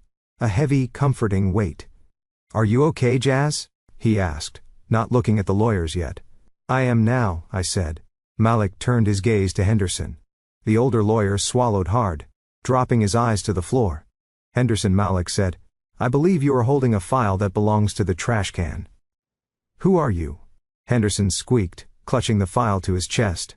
Malik smiled, but it did not reach his eyes. I am the guy who is about to make you very famous at the Bar Association, he said. Unless you start walking toward that elevator right now. The room was silent. The standoff had begun. And for the first time all night I wasn't the one sweating. I looked down at the screen of my phone where the blue bubble had just appeared, confirming that my message had been delivered. 3 simple words. Showtime. Come up. It was not a distress signal. It was an activation code. For years Malik and I had kept our professional lives separate from my family, not because we were ashamed, but because we knew exactly what would happen if people like Tiana and Connor knew the truth. They would not see hard work or late nights, or the crushing pressure of corporate law. They would just see a bank vault with a human face. We had protected our peace by wearing hoodies and driving a modest sedan to family barbecues. We had played the role of the boring middle-class couple perfectly. But sitting in that rented penthouse surrounded by men who looked at me like I was prey, I realized that the time for disguises was over. I placed the phone face down on the cold glass table and looked up at Connor. He was still standing over me, smugness radiating off him like heat. He saw the phone in my hand and let out a short, sharp laugh. Who are you texting, Francesca? He asked, shaking his head with mock pity. Please tell me you are not calling that husband of yours. What is he going to do? Come over here and fix the Wi-Fi. Or maybe he can unclog the toilet while he is at it, since that is about the only thing he is qualified for. Tiana giggled nervously from the kitchen doorway. She was holding a glass of water, her knuckles white against the glass. He is just going to embarrass you, Jazz, she said, her voice trembling. Connor is a businessman. Malik is Malik. Do not bring him into this. He does not understand this world. I looked at my sister. She truly believed it. She believed that the man in the polyester suit standing next to her was a king, and the man I went home to every night was a peasant. It was almost tragic. He understands more than you think? I said, my voice steady and calm. Connor sneered. I am sure he does. Maybe I will give him a tip if he gets here fast enough. I have a leaky faucet in the guest bathroom. The 3 lawyers chuckled. It was a nasty sound. A sound of men who thought they held all the cards. Henderson, the older lawyer with the slick back hair, leaned forward. Ms. Williams, we are losing patience. Your husband cannot help you here. This is a legal matter, not a domestic dispute. Unless he is bringing a check for $1.5 million, I suggest you pick up that pen and sign the deed. You are running out of options. I did not pick up the pen. I picked up my wine glass and swirled the cheap liquid, looking at the way it stained the crystal. I am not running out of options, Mr. Henderson, I said softly. I am just waiting for the upgrade. Connor opened his mouth to make another insult, but the words died in his throat. A soft, melodious chime echoed through the penthouse. It was the sound of the private elevator arriving. The light above the brushed steel doors turned from red to green. Everyone froze. In a building like this you could not just come up. You needed a keycard. You needed biometric clearance. Or you needed to own the building. The door slid open with a whisper. The air in the room seemed to change instantly. It became heavier, charged with a sudden overwhelming static. Standing in the center of the elevator car was Malik. But it was not the Malik my family knew. It was not the man in the faded jeans and the comfortable sneakers. This was Malik Johnson. He was wearing a charcoal gray three-piece suit that fit him with the kind of geometric precision that only Italian tailors can achieve. It was a Tom Ford custom cut that screamed power not through flashiness but through perfection. The fabric absorbed the light, making him look like a shadow that had taken human form. His shirt was crisp white against his dark skin, and his silk tie was a deep blood red. On his wrist, instead of his usual Apple Watch, sat a Patek Philippe Nautilus that cost more than this entire apartment rental. But it was not the clothes that made Connor take a step back. It was the eyes. Malik stepped out of the elevator. He did not rush. He moved with the predatory grace of a man who owns the ground he walks on. His face was a mask of cold, controlled fury. Behind him, 2 other men stepped out. They were younger, sharper, and carried matching crocodile skin briefcases. They flanked Malik like wolves flanking the pack leader. They did not look like lawyers. They looked like executioners in bespoke suits. Connor blinked his mouth, opening and closing like a fish out of water. Who let you up here? He stammered, his voice losing all of its previous bravado. The doorman is supposed to call. This is private property. Malik did not even look at him. He walked past Connor as if he were a piece of furniture, a minor inconvenience in the layout of the room. He walked straight to where I was sitting. He stopped beside my chair and placed a hand on my shoulder. His grip was warm and solid. It was the only thing anchoring me to the earth. Are you hurt? He asked, his voice low and rumbling. I shook my head. No, just annoyed. Malik nodded. He turned slowly, pivoting on his heel to face the room. His gaze swept over Tiana, who shrank back against the refrigerator. It swept over the fake art on the walls. It swept over the cheap rug. And finally it landed on the 3 lawyers sitting at the dining table. The effect was instantaneous. Mr. Henderson, the man who had been barking threats at me just 30 seconds ago, went pale. His skin turned the color of old ash. He stood up so fast his chair tipped over backward and crashed onto the floor. Sweat broke out on his forehead, visible even under the dim mood lighting. His hands, which had been resting confidently on the files, began to shake uncontrollably. Mr. Johnson," Henderson stuttered. His voice was a squeak, a pathetic sound that barely registered. Malik tilted his head slightly, studying the man with clinical disinterest. "Henderson," he said. The name rolled off his tongue like a judgment. "I did not know you were taking freelance work. I thought the partners at Davis and Steinberg kept you on a shorter leash, especially after that malpractice settlement last year." Henderson looked like he was about to faint. He fumbled with his tie, loosening it, as if he were suddenly suffocating. "First, I'm just consulting, sir," he stammered. "Just offering some advice to a family friend. I did not know. I had no idea Mrs. Williams that she was with you." Connor looked from Henderson to Malik, his confusion turning into panic. "Henderson, what are you doing?" Connor demanded, trying to regain control. "Why are you standing up? Sit down. This is just her husband. He is a nobody." Henderson looked at Connor with pure horror. "Shut up, you idiot," Henderson hissed. "That is Malik Johnson. He is a senior partner at Sterling and Cooper. He is the head of the Mergers and Acquisitions division." The room went dead silent. Sterling and Cooper. The name hung in the air like a thunderclap. It was one of the top 3 law firms in New York City, a firm that did not deal with divorces or traffic tickets. They dealt with governments. They dealt with Fortune 500 conglomerates. They were the legal equivalent of a nuclear superpower. Connor's face crumbled. The arrogance drained out of him, leaving behind a terrified boy in a rented sweater. "Sterling," he whispered. "But that is my last name." Malik finally looked at him. He looked at Connor with a mixture of amusement and disgust. "Sterling is a common name," Malik said calmly. "But there is a difference, Connor. You use the name to get tables at restaurants. I use the name to buy the restaurants. Malik gestured to one of his associates. The young man stepped forward and placed his briefcase on the table right on top of Henderson's messy pile of papers. He clicked the latches open. The sound was sharp and precise. He pulled out a single red folder. Malik took the folder and opened it. You threatened my wife, Malik said, his voice dropping to a whisper that was louder than any scream. You threatened her career. You threatened her reputation. You brought these bottom feeders into a home you do not own to extort a woman who has done nothing but support this ungrateful family. He pulled out a document and slid it across the table toward Henderson. That is a formal complaint to the State Bar Association, Malik said.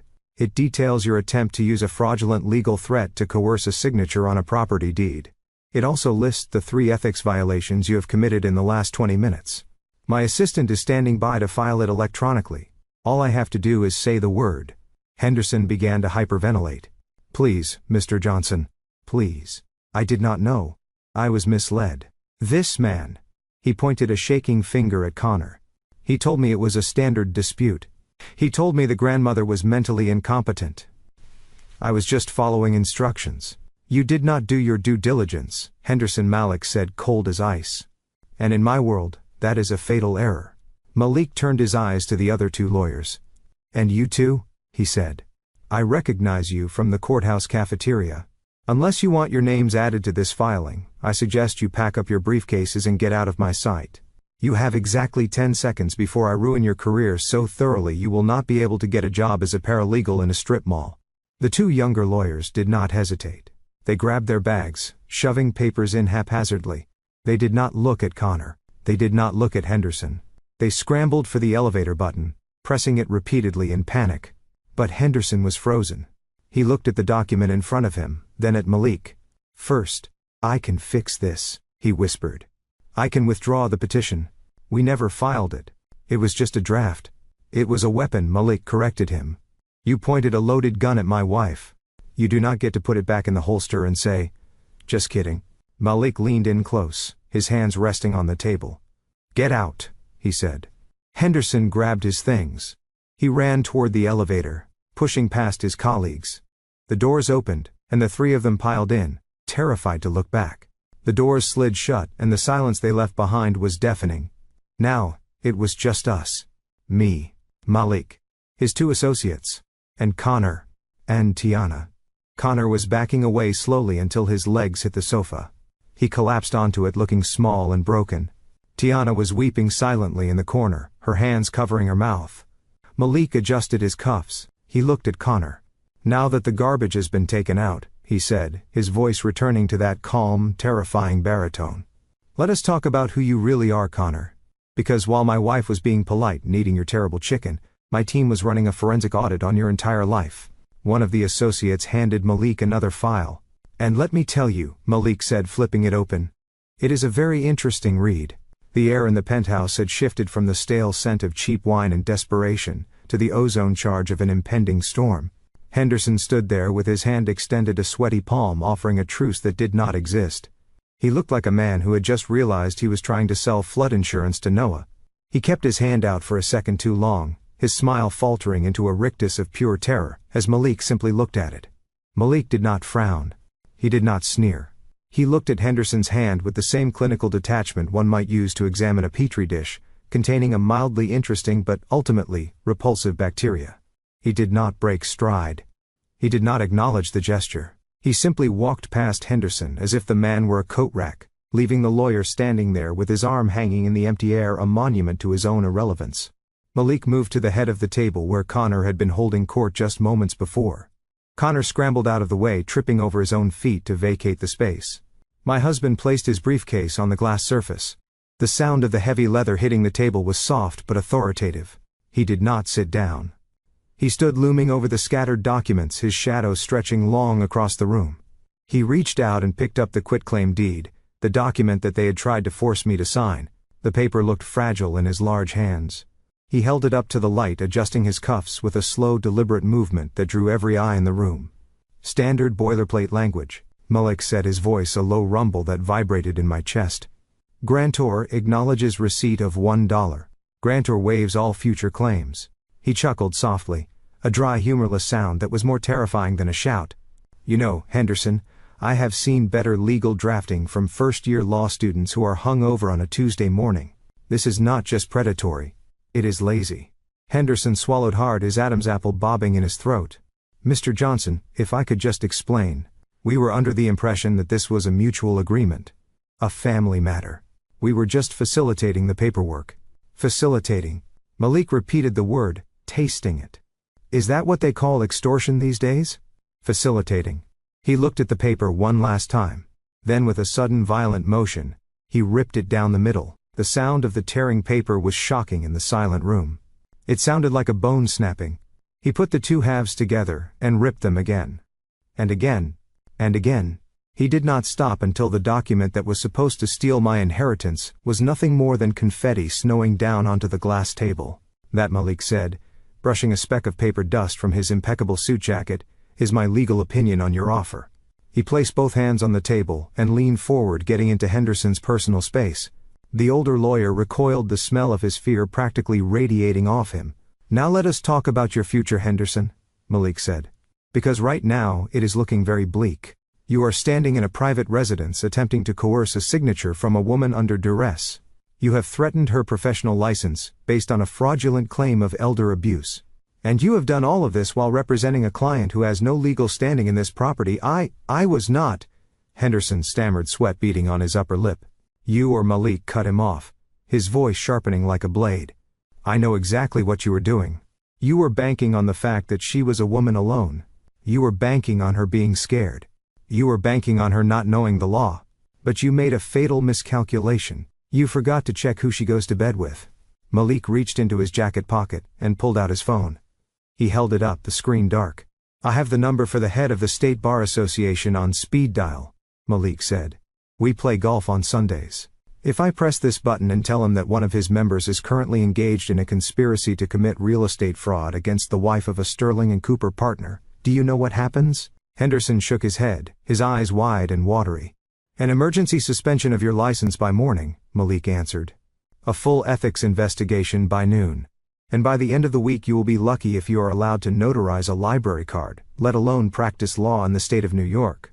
And that is just the professional consequence. Then comes the criminal referral for attempted grand larceny. Criminal, Henderson squeaked. Extortion is a felony, Henderson, Malik said.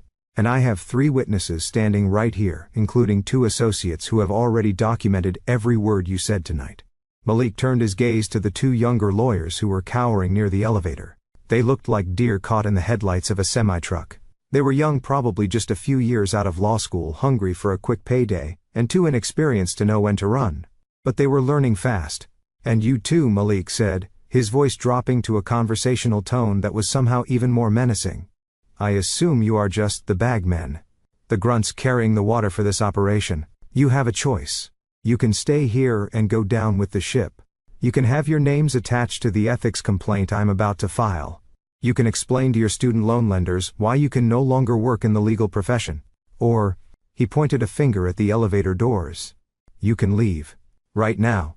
And if you run fast enough, maybe I will forget your faces. The effect was instantaneous. The 2 associates did not look at Henderson. They did not look at Connor. They did not even look at each other. Survival instinct took over completely. One of them grabbed his briefcase so fast he knocked over a vase on the console table. It shattered, but he did not stop. Sorry. So sorry. Big mistake. We are leaving. We are gone. They scrambled toward the elevator, hitting the call button repeatedly, as if pressing it harder would make the car arrive faster. When the doors slid open, they practically fell inside, tripping over each other in their haste to escape the gravity of Malik's anger. Henderson watched them go, his mouth hanging open. He looked back at Malik. He looked at the confetti on the table. He looked at Connor, who was sitting on the sofa with his head in his hands. Mr. Johnson, please, Henderson whispered. I have a family. I have a pension. Do not ruin me over this. Then get out of my sight, Malik roared. The sound of his voice filled the room, shaking the windows. It was a release of the anger he had been holding back for my sake. It was the roar of a protector who had seen his family threatened. Henderson flinched violently. He grabbed his briefcase, his hands shaking so badly he could barely close the latch. He did not say another word. He did not look at me. He turned and ran for the elevator, squeezing through the doors just as they were starting to close. And then, they were gone. The silence that followed was heavy and absolute. The energy in the room had shifted completely. The threat was gone. The legal leverage was gone. The three men who were supposed to be Connor's army had fled the battlefield, leaving him exposed and defenseless. Malik took a deep breath, adjusting his tie. He picked up the file folder Henderson had left behind and tossed it into the trash can near the kitchen. Then he walked over to me. He took my hand and squeezed it. His skin was warm. His pulse was steady. "Are you all right, Jazz?" he asked quietly. I nodded, exhaling a breath I didn't know I was holding. "I am fine. Better than fine." Malik turned slowly to face the sofa. Connor was sitting there looking small. He was still holding his wine glass, but his hand was resting on his knee, and the wine was sloshing dangerously close to the rim. He looked up at Malik, and for the first time I saw the true Connor Sterling. Not the arrogant investor, not the confident fiancé, but a con man who had just realized his con was over. He looked at the elevator doors where his lawyers had disappeared. Then he looked at Tiana, who was still frozen in the kitchen doorway. And finally he looked at Malik. "You cannot do that," Connor said, his voice cracking. "You cannot just threaten my legal team. That is intimidation." Malik laughed. He walked over to the sofa and stood over Connor, looking down at him with pity. "That was not intimidation, Connor. That was professional courtesy. I gave them a chance to save themselves. Something you clearly did not do." "What is that supposed to mean?" Connor snapped, trying to regain a shred of dignity. "It means," Malik said, signaling to one of his associates who stepped forward with a fresh file, "that you are all alone. My team ran a full background check on you while we were in the car. And Connor, it is embarrassing." Malik took the file and dropped it onto Connor's lap. "We know about the gambling debts," Malik said, ticking the points off on his fingers. "We know about the eviction notices from your last 3 apartments. We know that you were fired from that insurance sales job 6 months ago for padding your commission reports. And we know that the Sterling family in Connecticut, the real Sterlings, have a restraining order against you because you stole your grandmother's jewelry to pay a bookie." Tiana gasped. Her hand flew to her mouth. "No," she whispered. "That is not true. He talks to his grandmother every Sunday." "He talks to a dial tone," Tiana, Malik said without looking at her. "Or maybe he talks to you pretending it is her. But the real Mrs. Sterling wants nothing to do with him." Connor stared at the file in his lap. He did not open it. He knew what was inside. He knew that the facade he had built so carefully, the house of cards he had constructed to trap my sister and steal my money, had just been blown down by the big bad wolf. And looking at Malik standing there, in his $5,000 suit, with the city lights framing him like a halo, I realized something. My husband wasn't the wolf. He was the hurricane. And Connor was just a piece of debris about to be swept away. The silence in the penthouse was no longer the silence of intimidation, it was the silence of a tomb. The 3 lawyers had fled, taking their cheap suits and their empty threats with them, leaving behind a vacuum that sucked the air out of the room. Malik stood by the table, his hand resting on the red file folder he had brought with him. It was not a thick file, it did not need to be. Sometimes the truth is a bullet, and you only need one to kill a lie. He looked at me, and gave a small nod, a silent permission to finish what we had started. I stepped forward, my heels clicking on the floor that I now knew was covered in a cheap polyester rug. I reached out and picked up the red folder. It felt heavy in my hand, not because of the paper inside, but because of the weight of the destruction it was about to unleash. I looked at Connor. He was slumped on the sofa, the glass of wine still clutched in his hand as if it were a life preserver. His face was a mask of pale sweat. He knew what was in this folder. He had spent years running from the information contained inside these pages, and now it had finally caught up to him in a high-rise above Manhattan. I flipped the folder open. The first page was a summary of a private investigator report dated yesterday. It was thorough, brutal, and verified. I looked at my mother, who was sitting in the corner, looking stunned but not yet defeated. I looked at Tiana, who was staring at Connor, waiting for him to tell her it was all a mistake. "You wanted to talk about family legacy, Connor," I said, my voice echoing in the large room. "You wanted to lecture me about the Sterling name. Let us talk about that name."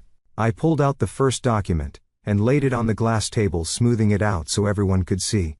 "This is a legal affidavit from the Sterling Family Trust," I read aloud. "It is dated 5 years ago. It states that Connor James Sterling is formally removed as a beneficiary due to theft, fraud, and conduct unbecoming of the family reputation. It is signed by your grandfather. I looked up at him. You are not the heir to a fortune, Connor. You are an outcast. Your family paid you a lump sum of $50,000 to change your last name and leave Connecticut. You took the money, but you kept the name because it was the only thing you had left to trade on. Connor flinched. That is out of context. He stammered, his voice weak. We had a disagreement about investment strategies. My grandfather is old school. He did not understand the modern market. He understood that you stole his wife's jewelry. I corrected him, pulling out the second sheet. This was a police report. Larceny in the second degree. You pawned a diamond tennis bracelet and a vintage Cartier watch, I said, reading the itemized list. You told the police it was an inside job by the housekeeper. You let an innocent woman get fired and questioned by detectives before your grandmother found the pawn tickets in your jacket pocket. They didn't press charges because they didn't want the scandal, but they cut you off. You haven't spoken to a real Sterling since 2019. Tiana made a small whimpering sound.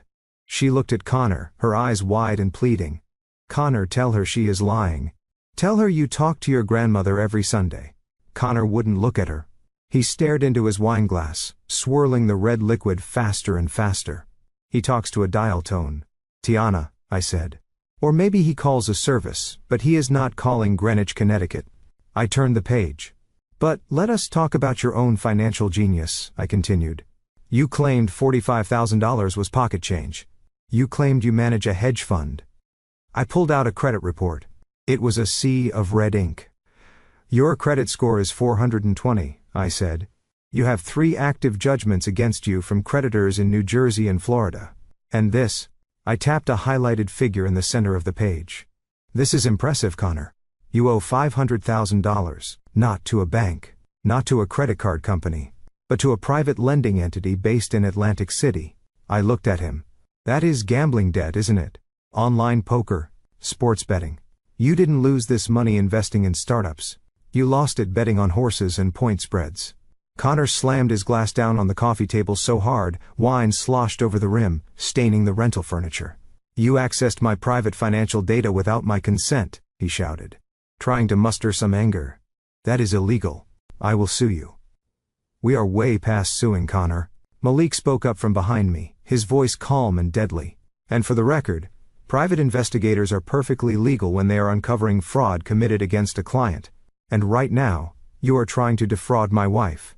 I flipped to the next page. This one was a rental agreement. You told me you bought this penthouse with cash, I said. You told Tiana this was your marital home. But this is a short-term corporate lease, Connor. It is in the name of a shell company. And the rent is $25,000 a month. I looked at the payment history. You paid the first month, and the security deposit. You haven't paid anything since. You are 3 months behind. The eviction notice was filed yesterday. The only reason you are still here is because the courts are backed up. But the marshals are coming, Connor. Probably next week.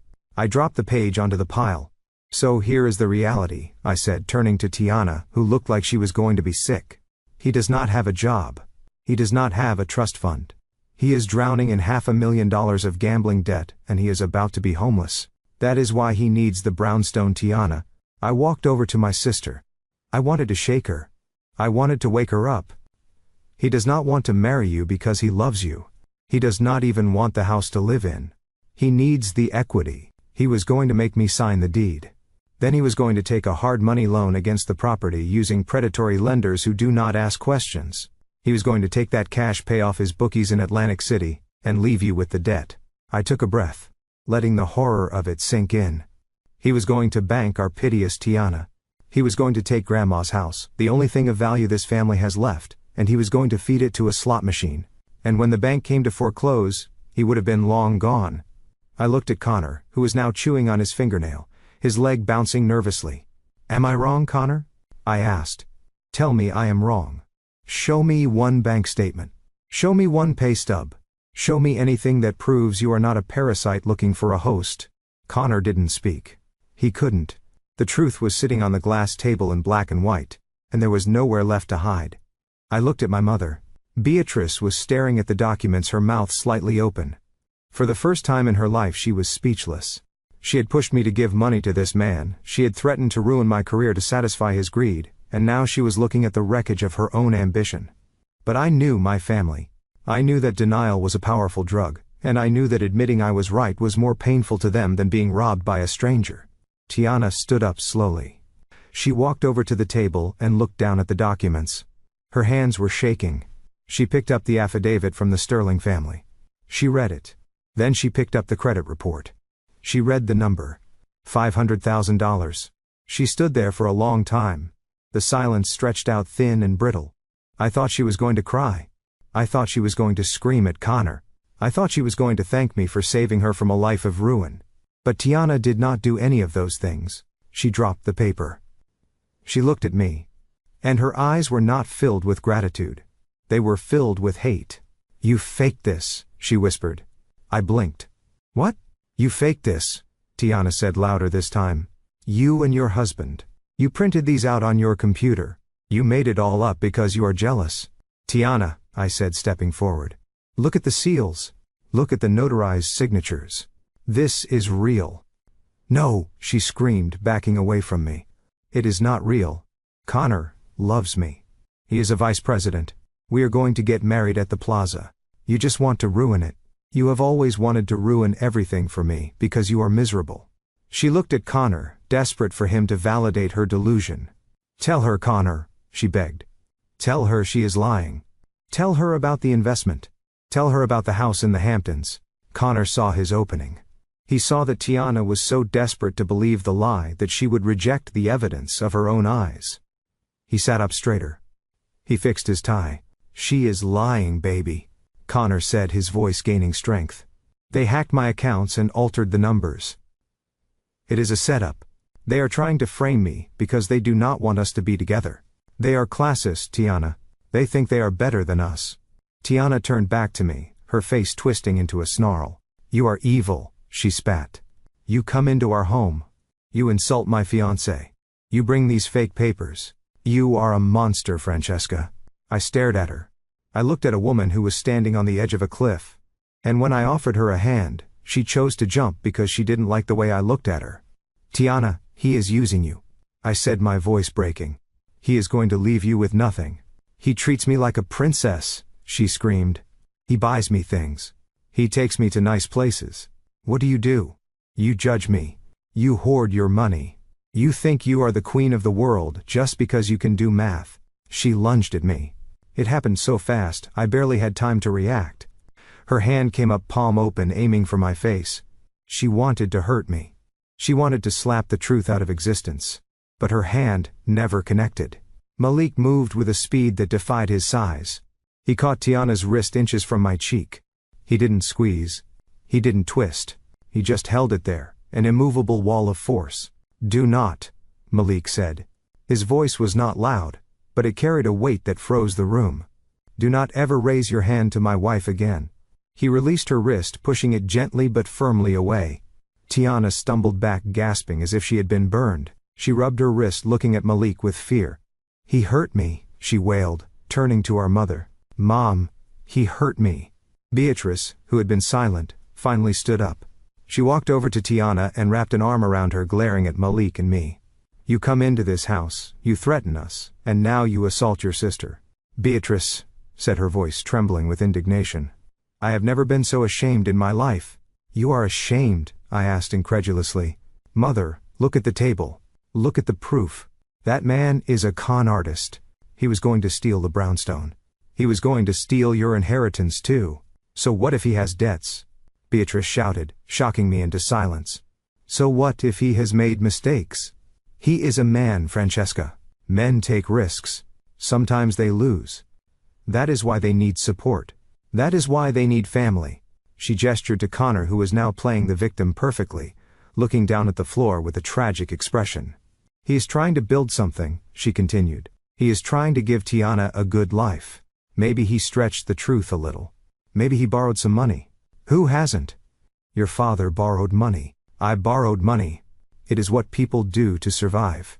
"He owes $500,000 to loan sharks, mother," I said. "That is not borrowing. That is a death sentence. And you have millions," Beatrice shot back, pointing a finger at me. "You have millions sitting in the bank doing nothing. You could write a check today and clear his debt. You could give them the house and let them start over. But you won't. Because you are greedy. I stared at her. The room seemed to spin slightly. You want me to pay his gambling debt, I whispered.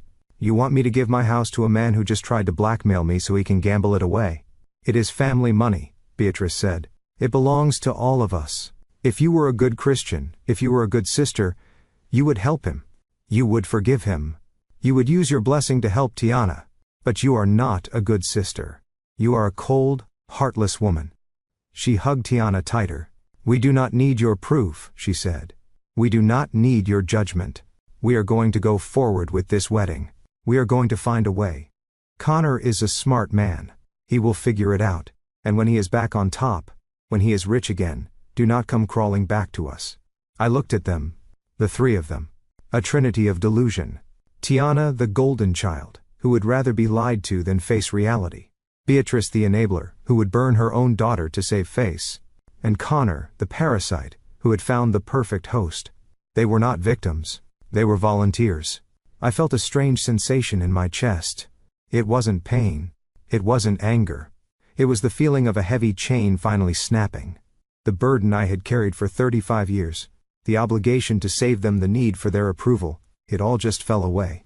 I looked at Malik. He was watching me, waiting for my signal. He was ready to fight for me. But he knew this was a battle only I could end. I took a deep breath. The air in the penthouse still smelled like cheap wine and lies, but for the first time I could breathe clearly. You are right, Mother, I said, my voice completely devoid of emotion. I am a cold woman. I calculate risk. And I have just calculated that you are a total loss. I picked up the red folder from the table. I closed it.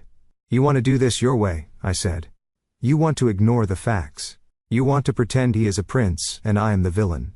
Fine. I turned to Malik. Give me the phone, I said. Malik reached into his pocket and handed me his phone. It was unlocked. Who are you calling? Tiana asked, wiping her eyes.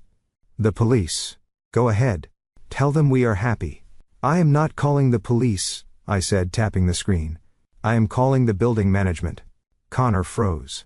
Why? Because I said, looking him dead in the eye while my thumb hovered over the call button. I told you earlier that my husband's company bought this building this morning. But I forgot to mention one detail. I smiled, and it was the coldest smile I had ever worn. I am the managing partner of the real estate trust that holds the deed, which means Connor. I am your landlord. I pressed the call button. And I have a strict policy against tenants who are 3 months behind on rent. I put the phone to my ear. Hello, security? I said, my voice ringing through the silent apartment. This is Francesca Williams. I am in Penthouse B. I have a squatter on the premises. Yes, he is refusing to vacate. Please send a team up immediately and bring the eviction notice. I lowered the phone and looked at the three of them. You have 30 minutes to pack, I said. Or you can leave with nothing but the lies on your backs. This was the nuclear option. And I had just pushed the button. The silence that followed my announcement was absolute. It was the kind of silence that happens after a bomb detonates, but before the dust settles. Connor stared at me, his mouth opening and closing like a fish pulled from water. Tiana looked at the phone in my hand, as if it were a loaded weapon. Beatrice was the first to find her voice, and predictably, it was screeching with indignation. You cannot evict us, she shouted, stepping forward with her chest heaved. This is a private residence. We have rights. You cannot just walk in here and throw people out on the street because you are having a tantrum. I'm not having a tantrum, Mother, I said calmly, placing the phone back on the table. I am enforcing a contract. Malik stepped forward then. He moved with the slow, deliberate grace of a predator who knows the prey has nowhere to run. He walked over to the floor-to-ceiling window and looked out at the city lights. Actually, Beatrice, he said without turning around. We can. You see, when my firm acquired the distressed assets of the holding company that owns this building this morning, we inherited all the active leases. And do you know what we found when we audited the tenant files for Penthouse B? He turned slowly, fixing Connor with a look of amusement. We found a lease agreement signed by a shell corporation registered in the Cayman Islands, a corporation that has no assets, no directors, and most importantly no payment history for the last 90 days. Connor went pale. That is, there was a wire transfer error. I told the management company. My bank is investigating. Your bank isn't investigating anything, Connor, Malik said, cutting him off. Because you do not have a bank. We checked. The account number you provided on the lease application belongs to a defunct savings and loan that went under in 2008. You have been squatting here, Connor. You paid the deposit with cash you probably borrowed from a loan shark, and you have been dodging the landlord ever since. Malik walked over to the table and picked up the piece of paper I had placed there earlier. The one I had pulled from my purse along with the red file. This is a notice to vacate, Malik said, sliding it across the glass toward Connor. Under New York state law, when a commercial lease held by a corporate entity is in default, and there is evidence of fraud, the new owner has the right to immediate possession. We do not need a court order, Connor. We just need to change the locks. Connor stared at the paper. It was real. It had the seal of Sterling and Cooper on the letterhead. It was the end of his fantasy. You are lying, Tiana screamed. She rushed over to Connor, grabbing his arm, shaking him. Tell them they are lying, Connor. Tell them you own this place. Show them the deed. Connor pushed her away. Get off me, he snapped, his voice raw with panic. Tiana stumbled back, looking at him with horror. Connor, he is not going to show you a deed, Tiana. I said, my voice soft but firm. Because there isn't one. The only thing he owns in this apartment is the cheap suit on his back and the lies he has been feeding you. I looked at my watch. You have 28 minutes left, I said. I suggest you start packing. The security team I just called is very efficient. They will remove anything left in the unit after the deadline. And I mean anything. Beatrice looked around the room, her eyes darting from the fake art on the walls to the expensive-looking furniture. But where will we go? She stammered. It is raining. We cannot just go out on the street. Francesca, you cannot do this to your own mother. I can, I said. And I am. You wanted to live in luxury, mother. You wanted the high life. Well, this is the price of admission. When you bet everything on a fraud, you lose everything when the bill comes due. I walked over to the door and opened it. I stood there holding it open, waiting. But they did not move. They stood there frozen in their denial. Connor suddenly stood up. A dark look crossed his face. The fear was gone, replaced by a desperate, cornered rage. He looked at the eviction notice. Then, he looked at me. You think you are so smart? He sneered. You think you can just walk in here and take everything from me? You think because you have money you can control people? I have money, because I control myself, Connor, I said. There is a difference. He took a step toward me. His hands were balled into fists. The vein in his neck was throbbing. I am not leaving, he said, his voice rising to a shout. This is my home. I have rights. You're going to get out of here before I make you get out. Malik stepped in front of me, blocking Connor's path. I would think very carefully about your next move, Connor. Malik said, his voice low and dangerous. Connor didn't listen. He was past listening. He was a rat in a trap and he was going to bite. He lunged. It was a clumsy, desperate attack. He swung a fist wildly at Malik, screaming something incoherent about entitlement and respect, but he never made contact. The elevator doors slid open behind us. Two large men in dark tactical uniforms stepped out. They moved with the speed and precision of trained professionals. Before Connor could even finish his swing, one of the men had seized his arm, twisting it behind his back with a practiced motion. Connor shrieked in pain as he was forced down onto his knees. His face was pressed against the cheap polyester rug he had claimed was a Persian antique. Let me go, he screamed, kicking at the floor. This is assault. I will sue you.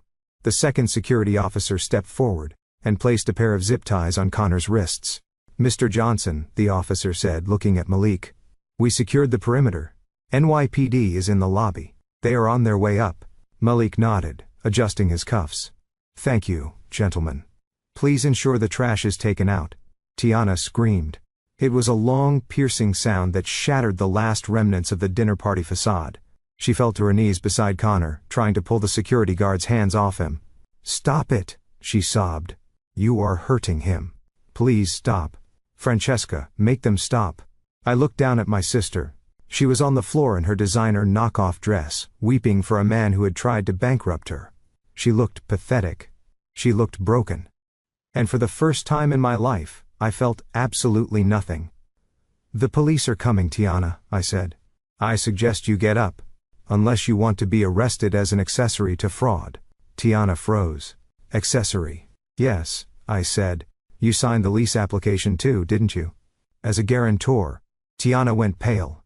Connor told me it was just a formality, she whispered. He said he just needed a second signature for the insurance. He lied, I said. He used your credit history, what little you have. To secure this place, because his own credit is toxic. Which means when the police get here, they're going to have some questions for you too. Tiana scrambled backward, crawling away from Connor as if he were radioactive. I didn't know, she gasped, looking at me with wide, terrified eyes. I swear, Jazz, I didn't know. Connor twisted his head up from the floor, spitting on the rug. She knew, he shouted. She knew everything. She knew I was broke. She didn't care as long as she got her wedding. She is just as greedy as I am. You liar! Tiana shrieked. Enough, Malik said, his voice booming over the chaos. The elevator chimed again. This time it was not security. It was 2 uniformed NYPD officers, followed by a detective in a plain suit. Which one is Connor Sterling? The detective asked, looking around the room. The security guard hauled Connor to his feet. That is him, Malik said, pointing. And here is the file I promised you, detective. Identity theft, wire fraud, and grand larceny. The detective took the red folder. He opened it, glanced at the contents, and nodded. Connor Sterling, you are under arrest, he said, reciting the words we had all heard 1,000 times on television. You have the right to remain silent. As they dragged Connor toward the elevator, he didn't look at Tiana. He didn't look at my mother. He looked at me. His eyes were filled with a pure, unadulterated hatred. This isn't over, Francesca, he yelled as the doors closed. I will get you for this. The door slid shut, cutting off his threats. The room was suddenly very quiet. Just the sound of Tiana weeping on the floor, and my mother standing by the window looking old and defeated. But I wasn't done. There was one last loose end to tie up, one last lie to dismantle. I pulled out my phone again. I dialed a number I had saved in my contacts years ago. Who are you calling now? Beatrice asked, her voice a whisper. He is gone, Francesca. You won. What more do you want? I want the truth, Mother, I said. The whole truth. I pressed the speaker button. The phone rang once, twice. Then a professional voice answered. The Plaza Hotel Events Department. This is Sarah speaking. How may I assist you? Hello, Sarah? I said, my voice clear and steady. This is Francesca Williams. I am a Platinum American Express cardholder. The last 4 digits are 4,298. Yes, Ms. Williams, Sarah said, her tone brightening instantly. How can I help you this evening? I am calling regarding a wedding booking for a Miss Tiana Williams scheduled for June 12th, I said, looking directly at Tiana, who lifted her tear-streaked face from the floor. One moment, please, Sarah said. I heard the clicking of a keyboard. Ah, yes. The Winter Wonderland package. We have the deposit on file charged to your card ending in 4,298. Yes, I said. I am calling to report that charge as unauthorized. My card information was stolen. There was a pause on the line. I see, Sarah said, her voice becoming serious. I am so sorry to hear that, Ms. Williams. We take security very seriously. I would like to cancel the booking immediately, I continued. And I would like to formally request that the deposit be refunded to my account pending the fraud investigation. Of course, Sarah said. I am processing the cancellation now. The date has been released. And we will issue a full refund to your card. Is there anything else? Yes, I said. Please make a note in the file. Any future attempts to book under the name Tiana Williams or Connor Sterling using my financial information should be flagged for law enforcement. Understood, Ms. Williams. It is done.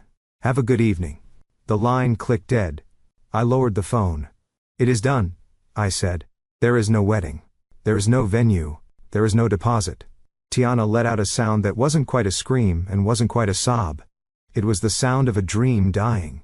She curled into a ball on the rug, burying her face in her hands. My wedding, she moaned. My beautiful wedding. You never had a wedding, Tiana, I said ruthlessly. You had a delusion. You were marrying a criminal in a venue you couldn't afford, paid for with money you stole from your sister. Beatrice walked over to me. She looked at me with eyes that were cold and hard. Are you happy now? She asked. You have destroyed everything. Your sister is broken. Her fiancé is in jail. And we are homeless. Does that make you feel big, Francesca? Does that make you feel powerful? It makes me feel safe, I said. And that is all I have ever wanted. I turned to Malik. Let us go home. Malik nodded. He put his arm around my waist, guiding me toward the elevator. Wait, Beatrice called out. Francesca, wait. "You cannot leave us here. The security guard said we have to leave. Where are we supposed to go?" I stopped. I didn't turn around. "I hear Atlantic City has cheap rooms this time of year," I said. "Maybe you can win back the money you lost." I stepped into the elevator. The last thing I saw before the doors closed was my mother and sister standing amidst the ruins of their fake life, looking small and insignificant against the backdrop of the city they tried to conquer, but never understood. 6 months later, the air smelled of salt and wild roses. I sat on the teak deck of our rental property in the Hamptons, a glass of chilled Sancerre in my hand, watching the waves crash against the dunes. This was real luxury. Not gold-plated fixtures or rented penthouses, but the luxury of time. The luxury of silence. The luxury of knowing that everything around me was paid for, earned, and mine. Malik was down on the beach throwing a frisbee for the golden retriever we had adopted 2 months ago. I watched him run, his laughter carrying on the breeze. He looked younger, freer. The stress of the merger was behind him, and the shadow of my family was finally gone. My phone buzzed on the table next to me. I picked it up. It was a message from a number I didn't recognize. But I knew immediately who it was. "Francesca, please. It is Mom. I am at the clinic. My blood pressure is so high. Tiana is working at a Target, but it is not enough. We are staying in a motel in Queens. Please. I just need money for my medication. Do not let your mother die." I read the message. I analyzed the data. I knew for a fact that Beatrice had Medicaid. Her prescriptions were covered. I knew that Tiana was indeed working at Target, because a friend had seen her there, scanning items with a look of utter misery. And I knew that the money she was asking for wasn't for medicine. It was for the debt collectors who were still hounding them for Connor's unpaid loans. Connor was currently serving a 3-year sentence in upstate New York. He had taken a plea deal to avoid a longer trial. He wrote Tiana letters, promising he would make it up to her, promising he had a new plan. And she believed him. She visited him every weekend, spending her paycheck on his commissary fund. They were caught in a loop. A cycle of toxicity that would never end unless someone broke it. I had broken it. I opened my banking app. I typed in the number for the burner phone my mother was using. I entered an amount. $50. In the memo line I typed 10 words. "For the taxi to the job center. Do not call again." I hit send. Then I went to the settings menu. I blocked the number. I put the phone down, face down on the table. I picked up my wine glass. The wine was crisp and cold with notes of citrus and mineral. It tasted like truth. Malik waved to me from the beach, beckoning me to come down. I stood up. I took a deep breath, filling my lungs with the clean ocean air. For 35 years I had measured my worth by how much I could give, how much I could fix, how much I could endure. I had been the safety net for people who carried scissors. But standing there in the sunlight, I realized that the ledger was finally balanced. I didn't owe them my future. I didn't owe them my peace. And I certainly didn't owe them $45,000 for flowers. I walked down the stairs to the sand, leaving the phone and the past behind me. "I am coming." I called out to my husband. And as I ran toward the water, I didn't look back. Not once. Because for the first time in my life, I wasn't running away from something. I was running toward something. And that made all the difference. The hardest lesson I learned wasn't about finance. It was about self-worth. For years I believed my value lay in what I could give to people who only knew how to take. But I realized that you cannot save people who are determined to drown, and you certainly don't have to set yourself on fire to keep them warm. True peace only arrives when you close the ledger on toxic relationships, and accept that family is defined by mutual respect, not just DNA.